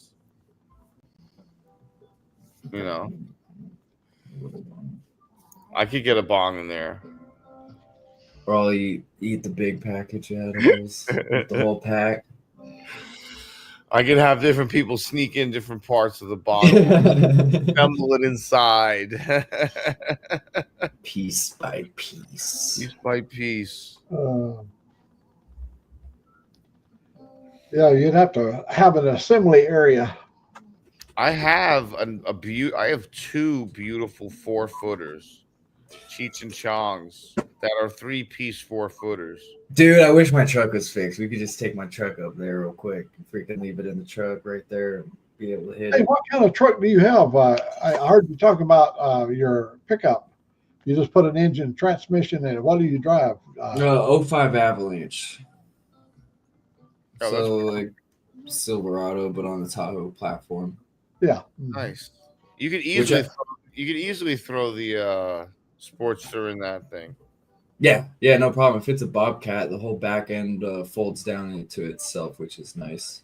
And then you could enclose it and then throw the tonneau cover on, and there's a plug back there, and then the seats fold down so you have access to the bed. And when it was working, I'd throw the air mattress back there and go camping in it all the time. And then That's fantastic. It's Avalanche out in the west. Down here in the south, it's Mud Flow. mud flow. Whoa. That's great. Does your Avalanche have the rear steer? No. You're talking about nice, about jocking a trailer or something around. You can move that back in around a little bit. Oh, man, it's nice for parking into a small confined area. Rear steer Avalanche. Yeah, I wish. No, this one's nice. I got a brand new motor, new tranny, new hydro booster, new suspension. I got a lift right here. I had some nice race wheels on it, and I had to get rid of those. Sold those. But yeah, that truck's been around forever. I still have the pad that I took to all 9 concerts. I had a little tiny spiral pad, like the size of the palm of your hand, that I wrote every set list on for all the shows. Like one of I still- these. Yeah, like that, but from the top it was spiraled. Oh, dang. Oh, You could cool. flip- Yeah, you can just roll, flip it Yeah, over like a Yeah. roller base. Yeah, exactly. So I still have that. And I have all the sets. I forgot it the first night, but I have all the other nights written down in that from the concert. All scribbly, all shitty looking, chicken scratch because I was, it was dark. I remember that. I was chilling with you on the live. Yeah, that was great shows, man. I can't wait to go again. I mean, if I had the money, I would go to every one again. I would go to every single show if I was independently wealthy. Yeah. What did you say it was? It was like $7,000 or $6,000 or something. 4,780 to go to all the shows. Oh my god! And that's at $275 a ticket. And that's just the ticket. And that's just the That's not even. that's just the tickets. And then you're gonna want to eat, and you gotta go buy more weed, and then you gotta go freaking get a hotel room. And bro, the food, it's out of control. I think I could rack up 20 grand. Like we would have to, we would have to leave the area to get cheap food. Yeah. That's what I kept on doing. I kept on going to my buddy's restaurant. I'm like, dude, I gotta come and eat there. There's no cheap food down here. I'm like, I Sometimes, Yeah. you're right. There is no cheap food. Every now and again, you'll get like, if you go out 1 or 2 in the morning and go get a leftover steak at one of the casinos, it'd be like $12 for a plate. But same with the drinks. That's why I always just stopped at the gas station. I was like, dude, I'm not paying $22 for a double rum and Coke when I could go buy the bottle for 16.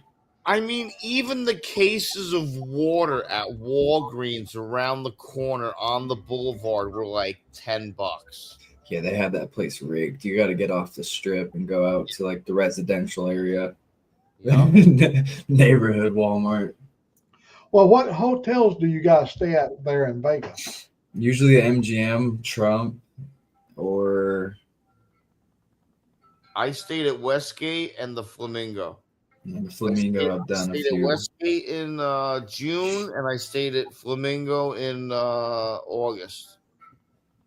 Or some of my kids stayed in the Lexor. We stayed in the Excalibur. We all stayed pretty close together, but we all couldn't get into the same place. We flew down there. We took my mother down for her 75th birthday. Good Nice. time. What's nice is they're all connected, so like, it kind of feels like you're all together, even if you're in a different hotel. Once I figured out the layout, I Tricky. knew I knew my geography pretty well, and I knew how to cut through all of the. I knew how to go and stay in the AC. Yeah. That's Yeah, it what I takes a learned. little I trick. learned that by day 2. I was like, "There's no way I'm standing out in this swelter and heat. I'll die."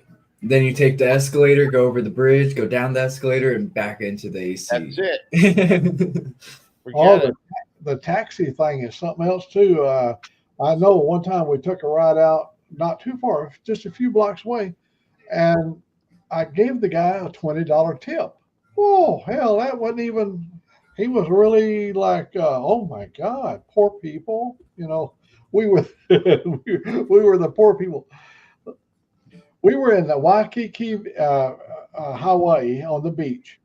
And when we checked in at the Hilton there, we was up on the 15th floor. The guy said to me, he said that when they checked us in, no tipping. Don't tip the guy who brings your car. Don't do anything. When we go to leave, everything comes at one time. And you just, if you want to cover it then, that's when to do it. He said they will drive you. And you got to have so much money on you all the time. And in Hawaii, they will rob you. And there's all kinds of things that takes place. They said, we don't care about a bunch of cash. So, yeah, our car got that too. Yeah. Our rental, Thankfully, I have family over there, so I get to stay with family and take their car. Otherwise, I probably wouldn't go. it was a rental car that we had there, and we had a really good time. We spent a week over there. We went around the backside of this island, the big island there, where they have the Polynesian gardens, and watch them put on that pageantry, some kind of a church thing. I mean, it was really a great show. All kinds of, they was hitting them poles together, and then people jumping their legs in between the poles without breaking an ankle. Whew. Yeah, it's a good time over there. Yeah, I took my daughter Cindy. She, the young college girl, pulled my daughter Cindy and I in a rickshaw, and we rode down along the beach in a rickshaw, and she never got winded. That little girl had a lot of stamina to her. They got big wheels on them, so they roll pretty easy. Yeah, when we were younger, like I said, I have family over there. But when we were younger, we used to go back on Oahu, go to the back of Pupukea Mountain, and there's cow pastures, and you could pick wild mushrooms out there. We used to go pick the wild mushrooms and then go spear fishing and stuff. So we went around by the blowhole over there at Waikiki, around on the backside of where the blowhole they call it, and we went down to where the water was. So then we were watching this geyser coming up out of these rocks.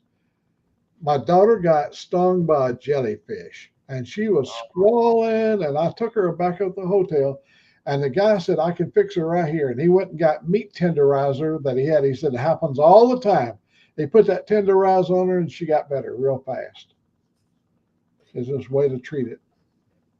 What? We were told if you pee on it, it'll freaking. I remember my little sister. Yeah, she got. Yeah, I'm not even gonna get into it. Peeing on people's backs. Go And ahead it and don't work. put it back in your britches because you ain't gonna be using it. No, that is too funny. Yeah, in the old days, there was a recipe for using urine for almost everything. Urine and an earache. What it is, it's warm, salty, and the people would put it in their ear, and it would run down in there, and I guess impacted wax or whatever. They used that in the 40s and the 50s. Warm urine in your ear. That's what Nice. deaf fluid is, pretty much. If you look on the deaf cans, it's like 90% horse urethrum, which is just horse pee.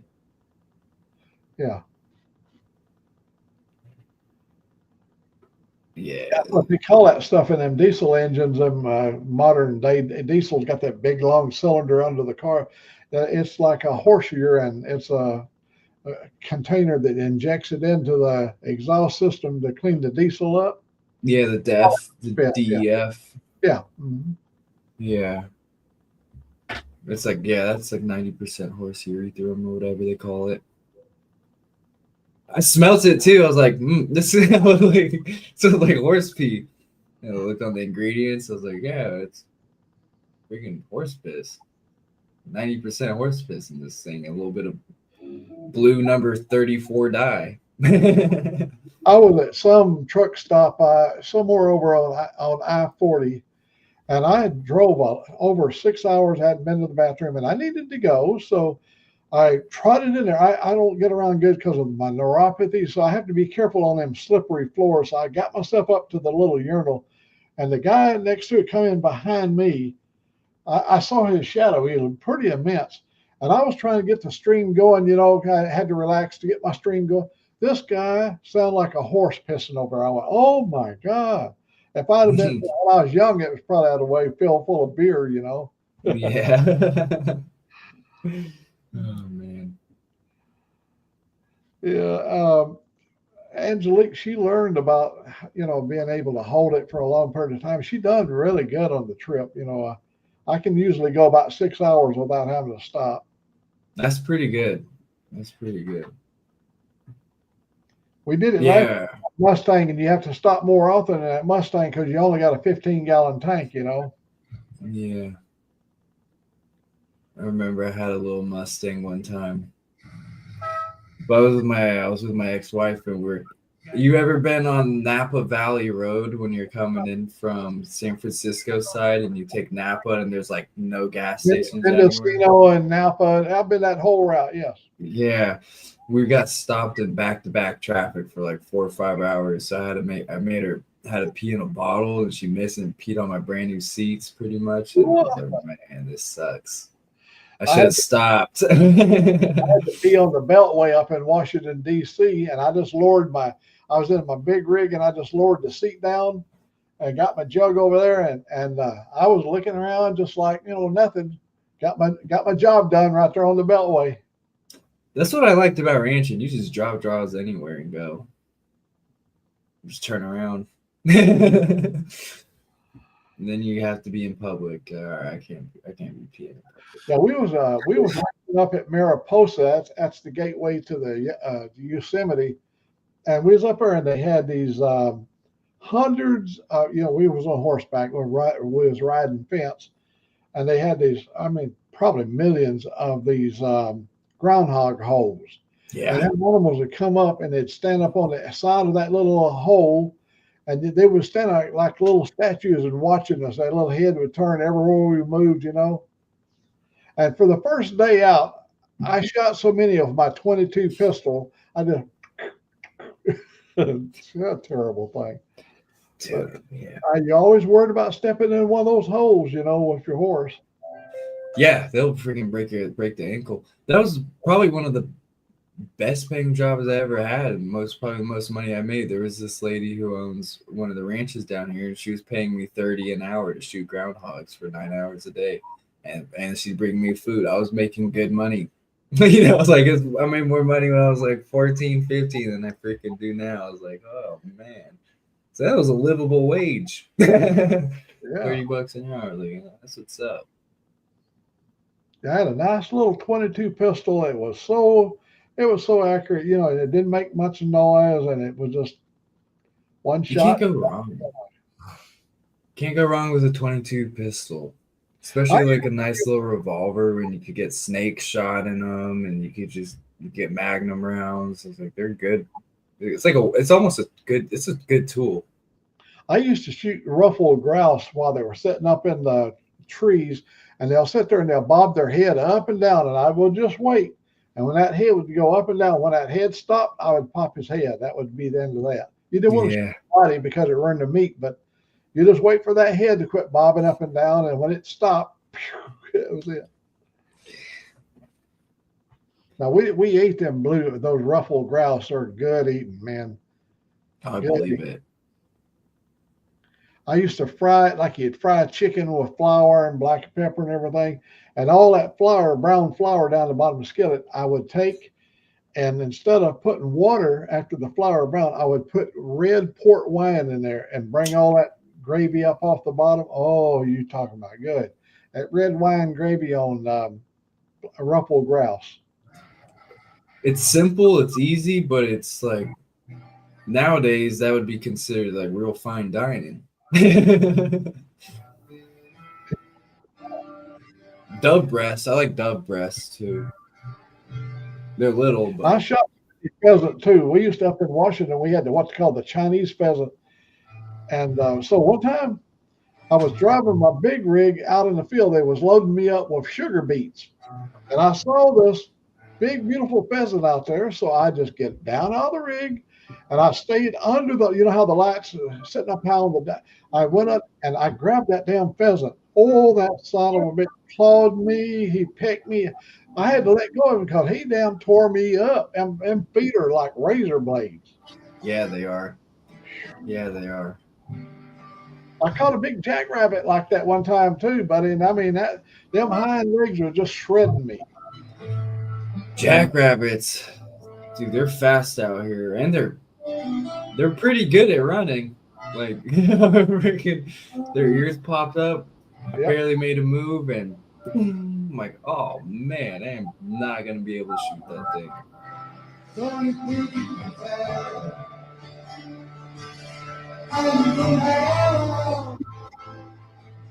Blue skies from pain.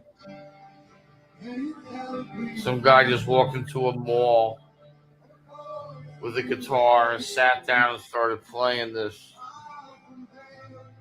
This used to be one of my favorite songs. Yeah, people are starting to just stop and stare, record them.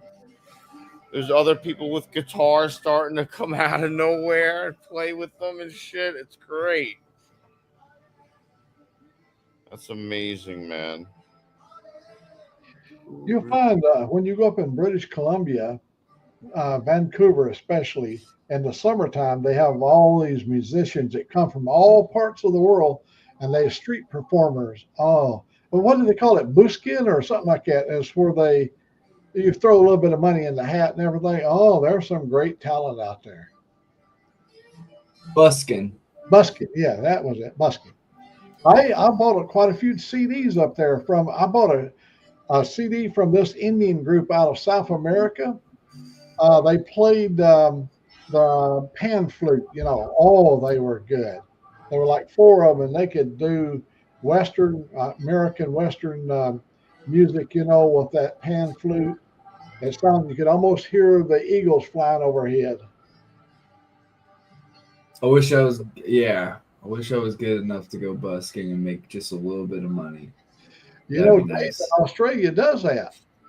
Yeah, he goes to Fremantle and plays his harmonica, and he puts his hat down there, and buddy, they throw some chump change for old Dave. You know what? You never know till you try. I think if you got a little set going and you can nail it, I think you'd be good. The homeless guy downtown seems like he makes bank every time I pass by his hat. I was like, Hell yeah, he does. like $200 in there. That's like Making like 6 figures a year, bro. yeah, 100,000 a year off that. $210 a day. Yeah, damn, man. Who's that? This little homeless guy downtown. Oh. He's probably not even homeless. Oh no! Got him a good gig. He got himself a good gig.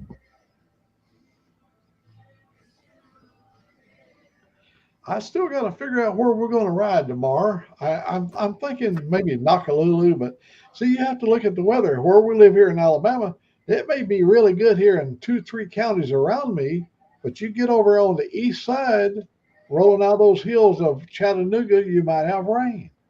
Yeah, the weather, the barometric pressure probably changes from the altitude, and then brings in clouds from the cliffside. But we may ride to Fayette too. I like riding over to Fayette. Now we did it back in the summer. We rode over there, but I maybe take a little bit different ride. Fayette is a different county, and it's got some good twisty, winding roads to ride on. But the problem being is riding in the winter over to Fayette. It's just all dead trees, no leaves on the trees, and some pine trees got a little color, but it ain't as colorful like in the spring and the summer, boy. It's beautiful over there. Yeah. Then we might ride down to Hoover to the Harley shop. Get a shirt. Yeah, there's always a good turnout down there. They have where you can come in and drink coffee with them down there. That's the Heart of Dixie Harley. Dang. Yeah, our dealership's kind of small here. They don't do too much. So try to sell you a bike. I got to send Ray Gregory tomorrow these poker chips. I picked him up 4 poker chips, different colors, and I guess them guys collect them. I couldn't. We were so sick we couldn't get up into Seattle to do I wanted to go to the Seattle. I wanted to go to the Tacoma to pick him up a poker chip in different places. Yeah. It just didn't work out. But so when I was over at the Harley shop, I went ahead and picked him up some, and I'll send them to him tomorrow. Yeah, maybe that's what I'll do tomorrow. Go see if ours has any poker chips. I want one. Yeah. Now, when we was over there, he had a jug sitting out there on the counter, and everybody would come in. They would when they paid their bill, they would get them a poker chip, and yeah, it's quite a popular thing to do. I think the time you go to the parts department over there is where they would have the poker chips. Okay. Yeah. Anybody would know what the sick. When you walk into any Harley shop, they would know because it's a collectible thing. Everybody's doing it. Yeah, it tells the name of the dealership and everything, where the address and everything where it is. Dang. Usually, you get a couple of them. Dang. You can give them away, collect them. They'll give you one with a purchase, but if you want more than that, you got to buy them. Yeah. Because there are so many people collecting them. If I ever just give them away to everybody, they would be out soon, Yeah. Yeah, they would. They're big dealerships. Yeah. And we never even got down in downtown Seattle. We went by it, but we never did get down to the waterfront. Things just got off center. Once we got sick and the dog got hurt and had to have surgery, well, it was time to come home. Yeah. Yeah, I thought you were gonna. You were home early then, huh? Yeah, I got home. I was going to stay there after my sister's birthday, but he drove his toenails up into a pad of his foot, and so anyhow, we got him down here and got him surgically repaired, and how he's doing good. Now we brought the little guy. We brought him back home with us, and He's the love of our life. He fits right in. Yeah. We don't turn him loose outside because there's animals that would kill him out there. He's a little bitty guy. Yeah. No, you got to keep him in the house. Keep an eye on him. Yeah. Especially if he's a little white one. Yeah, I'm thinking about getting me a storm door back here. It has the doggy door in it. And then out here on my deck, I've got a deck. It's really a big deck out here, and put this chicken wire or the little tiny quarter wire all around on the inside so he can't get out. At least he could get out there and run around on the deck. Yeah, that's a good idea. That is a good idea. And my back door over there by the kitchen, I got a door that goes into this big, beautiful grassy area, and I could give him like a 200-foot run over there. And it would be easy to fence it in. But then I'd have to put gates so I could bring my lawnmower through the gates to mow. And I thought, well, that would get old after a while too. That would get old. And then you got to take it down. You got to keep in mind the little fellow's never been around where there's a poison snake. We have copperheads here. We have rattlesnakes here. You know, one bite for that little guy, he would just curl up and die. Yeah. He only weighs like 4 pounds. He's a little fellow. Yeah. That's why the back porch seems like a good idea, because it's elevated and it's Deeper. a little more, easily manageable, and it's already fenced in, so it's not like you're adding a fence really. You're just making it so you can't escape. I had him staked out in the yard on his leash. I put the loop over him. I got a little flagpole sitting out there that it's only like 5 foot, and then the extension goes up where the flag is. Well, I just slip it over that, and when we was out there, so I can walk Theo. Theo don't need a leash. He goes anywhere he wants to on the property. He'll come right back to you and come back to the door and bark. Well, the big black cat come out from under the house, and here it come running. And when it run up to that dog, that little fella right there become an instant pit bull. And that cat backed off right now. And even though my cat's real big, that little fella right there, like, no, you ain't going to be biting on me. Some of the littlest dogs have the biggest hearts. Yep, that's right. Let me see if I can do this so you can. There he is right over there. If I can stretch it out. Oh, yeah. Got his little jacket on. Yeah, he's got it. Yeah, I'll take it off before he goes to bed. I don't let him sleep in it because if he gets under the comforter, it gets really warm. And he's got 2 layers. He's got the fur coat next to his body, and then he's got the little harness that comes up so we can latch into him. And he don't struggle to fight. He's always been on one of those. And he traveled good, never no car sickness or anything like that. I don't think I've ever seen you without your hat on. Big forehead. Believe me, it'll get bigger before your time's up. Yeah, we'll just keep on going back. Hopefully not. Look how far mine's back already. Yeah. It happens, huh? Yeah, I do wear a hat a lot, I guess. I didn't even think about it. I don't know why. I have a full head of hair. The only reason I put the hat on is they said, I thought this was supposed to have been a bike riding thing. You know, people say, I thought you guys were talking bikes. I don't think we ever really touched the subject bike. Maybe sometime we'll talk about Six Bike or Buck's his Indian. His red man. Yeah. His red man. Great. Old Buck is quick on his feet, man. You talk about that Indian too much, and he'll be coming get right up on you. You know, like, well, wait, hold it now, hold it. Yeah. Oh man, I thought you were in Utah. Why are you in Arizona? Yeah, he's in Utah, Alabama. Yeah. I thought he was in Utah. I was like, dang, what part? He can deliver in the morning. He's right now in his timeout mode. Well, yeah, we do that a lot in the States, it seems like, is rename cities after places in cities. We got fucking Baghdad, Arizona. Oh, I've been to Baghdad, up at the mines. Yeah. Yeah. I went Miami, Arizona. Same way up Arkansas, there's almost every town, and Missouri is another town. They name towns after countries and stuff up in Missouri. Mexico, Missouri. Yeah. Seen the video of her? No. People think it's a joke. It's strange. It's kind of strange. And we also got a lot of Broadways and Martin Luther King Boulevards, and Right after saying that, blacks out. Clearly. Jesus. I wonder why. You know how you can tell when you're getting close to Martin Luther King Boulevard? How? You can hear the gunfire. Yeah. People think Yeah. about how many vaccines. You know, for the man of peace. Well, it's like the people that follow Jesus. You know, biblically, you know, he was the Prince of Peace, and he never carried a gun and never carried a knife or nothing. But all of his followers are heavily armed. Yeah.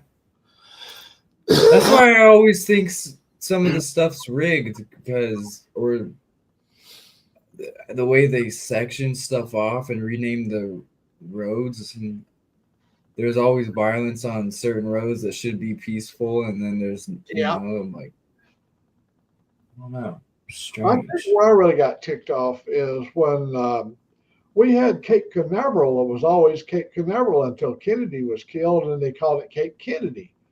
And so a lot of our workers were assigned to go down to Cape Canaveral, and now they just arbitrarily one day just switched it over to Cape Kennedy rather than Cape Canaveral.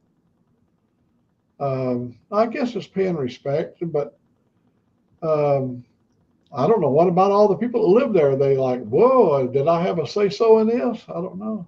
Just switched it up. Yeah, it's strange. That was really a scary night. We was up at Plant 2 in 1968, and it came over the PA system. Well, all these departments, please take your personnel out of the building and send them home. There's a special time card we use when the company imposes a closure and says, go get your card and run everybody on this card. And they go, what's this all about? You know, we didn't have you don't have radios inside the factory. And so finally they came up, because everybody said, no, I'm not going. I came all the way this far to work and I'm staying here. And they go, no, it's mandatory. You must leave. And then they said, Martin Luther King was killed in Chattanooga, Tennessee, or wherever it was, or Memphis, Tennessee. He was killed. And they said, they expected tremendous amount of rioting, and boy, was they ever right about that. We got home, and towns were on fire. Tacoma was on fire. Empire was on fire. Hilltop was on fire. I mean, that was one of their crusaders, you know, and yeah, it was a knee-jerk reaction, I'm sure, but boy, it was scary there for a while. We thought there'd been a war declared and they wanted us to go home, but because we're military contractors, we thought. And then finally, when there was so much panic going on, they finally announced over the PA system it was a civilian affair with Martin Luther King. And my buddy was a Tacoma, Washington police officer, and he stayed on duty for like 40 straight hours during that period of time. Gunshots, so much firing. It was pretty scary. Yeah. I wonder how everybody. I don't know. I wonder how all the news got spread out so quick and people. Maybe everyone just we're on the same page with the fires, but like, you know how this day and age with the freaking George Floyd thing and all the BLM stuff, and we have so much media. It took a lot longer for word to spread back then than now. Yeah, that's what I was trying to say. Everybody didn't have a cell phone in '68. So nobody had a cell phone. No, so it's nutty to think that, you know, all the fires and stuff, or like all the rioting, I guess, was going on at this, like, you know, people felt a certain way. I mean, it makes sense, but yeah, how about the guy that touched off the Watts riot over there? You know, where the cops beat down a guy over there. What was his name? What was his name? it was a big deal. It touched off the Watts California riots. Mm. He ran from the law, and when they pulled him over, they beat him down.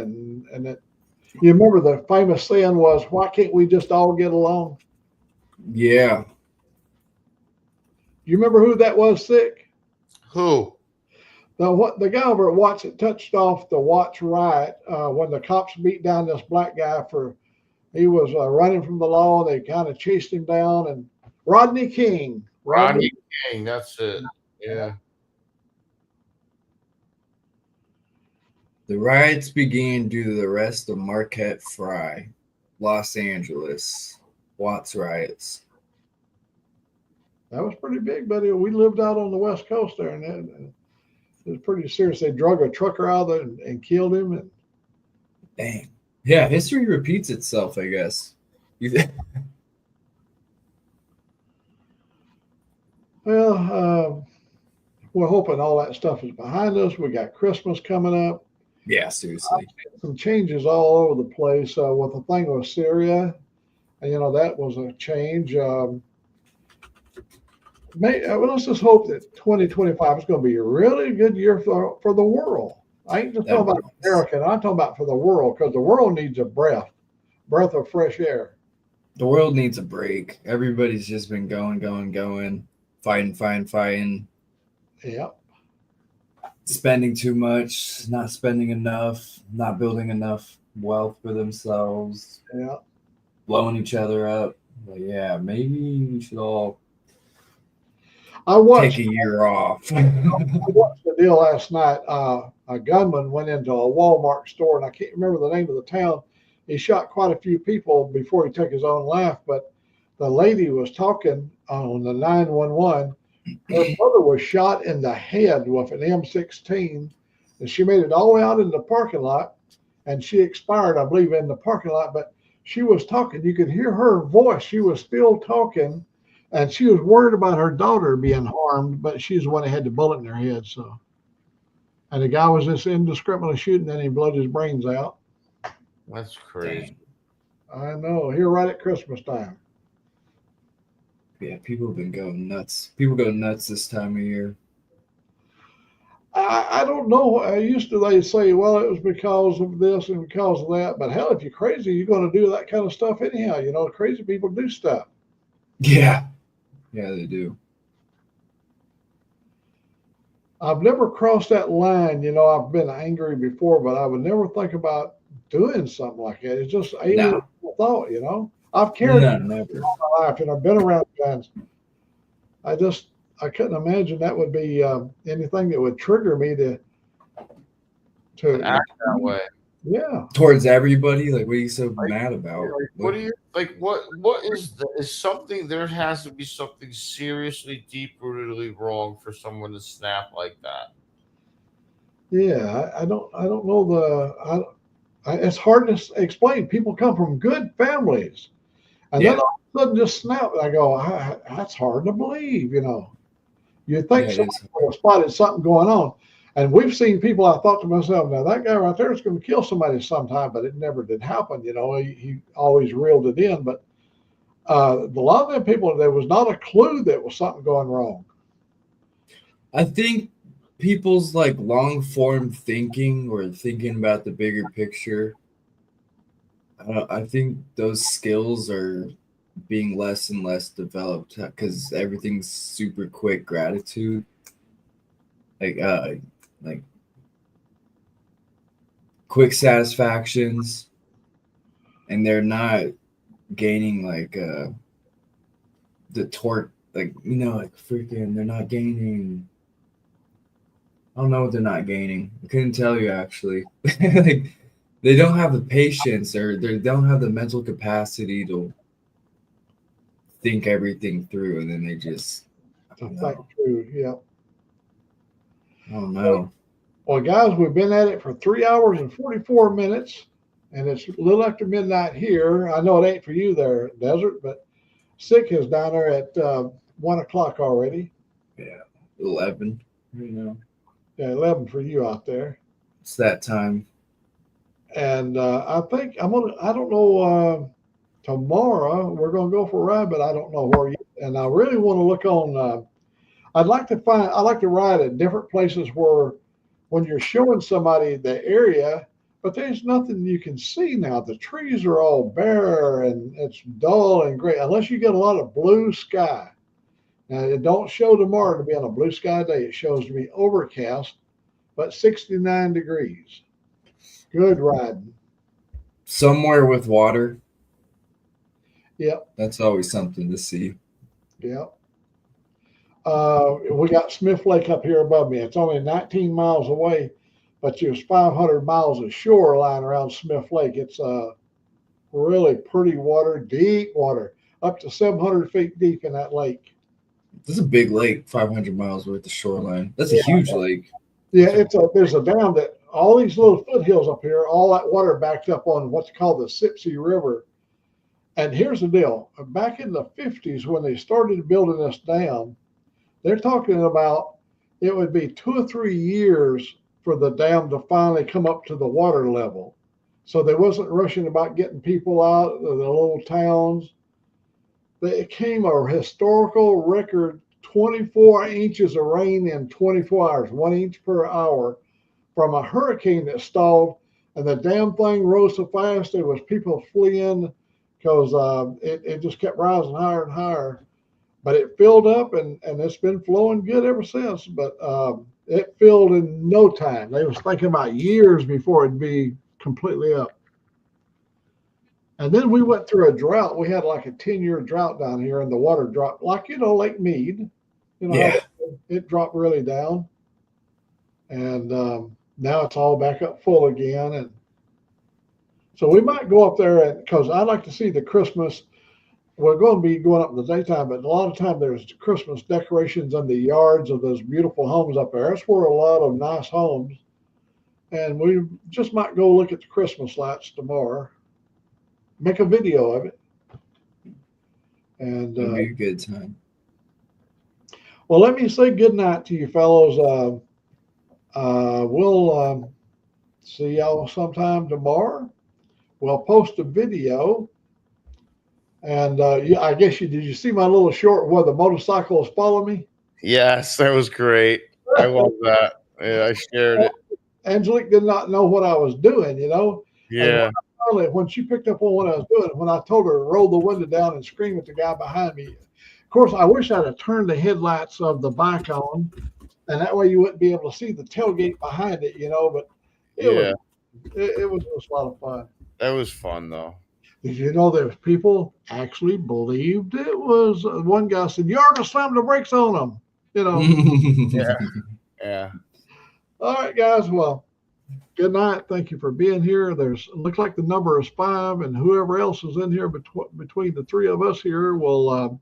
Y'all have a good evening, and we'll see y'all next time we see you. We'll see you tomorrow, guys. So long. Night, Mac. Night, Sick. Night, Tolga. Desert.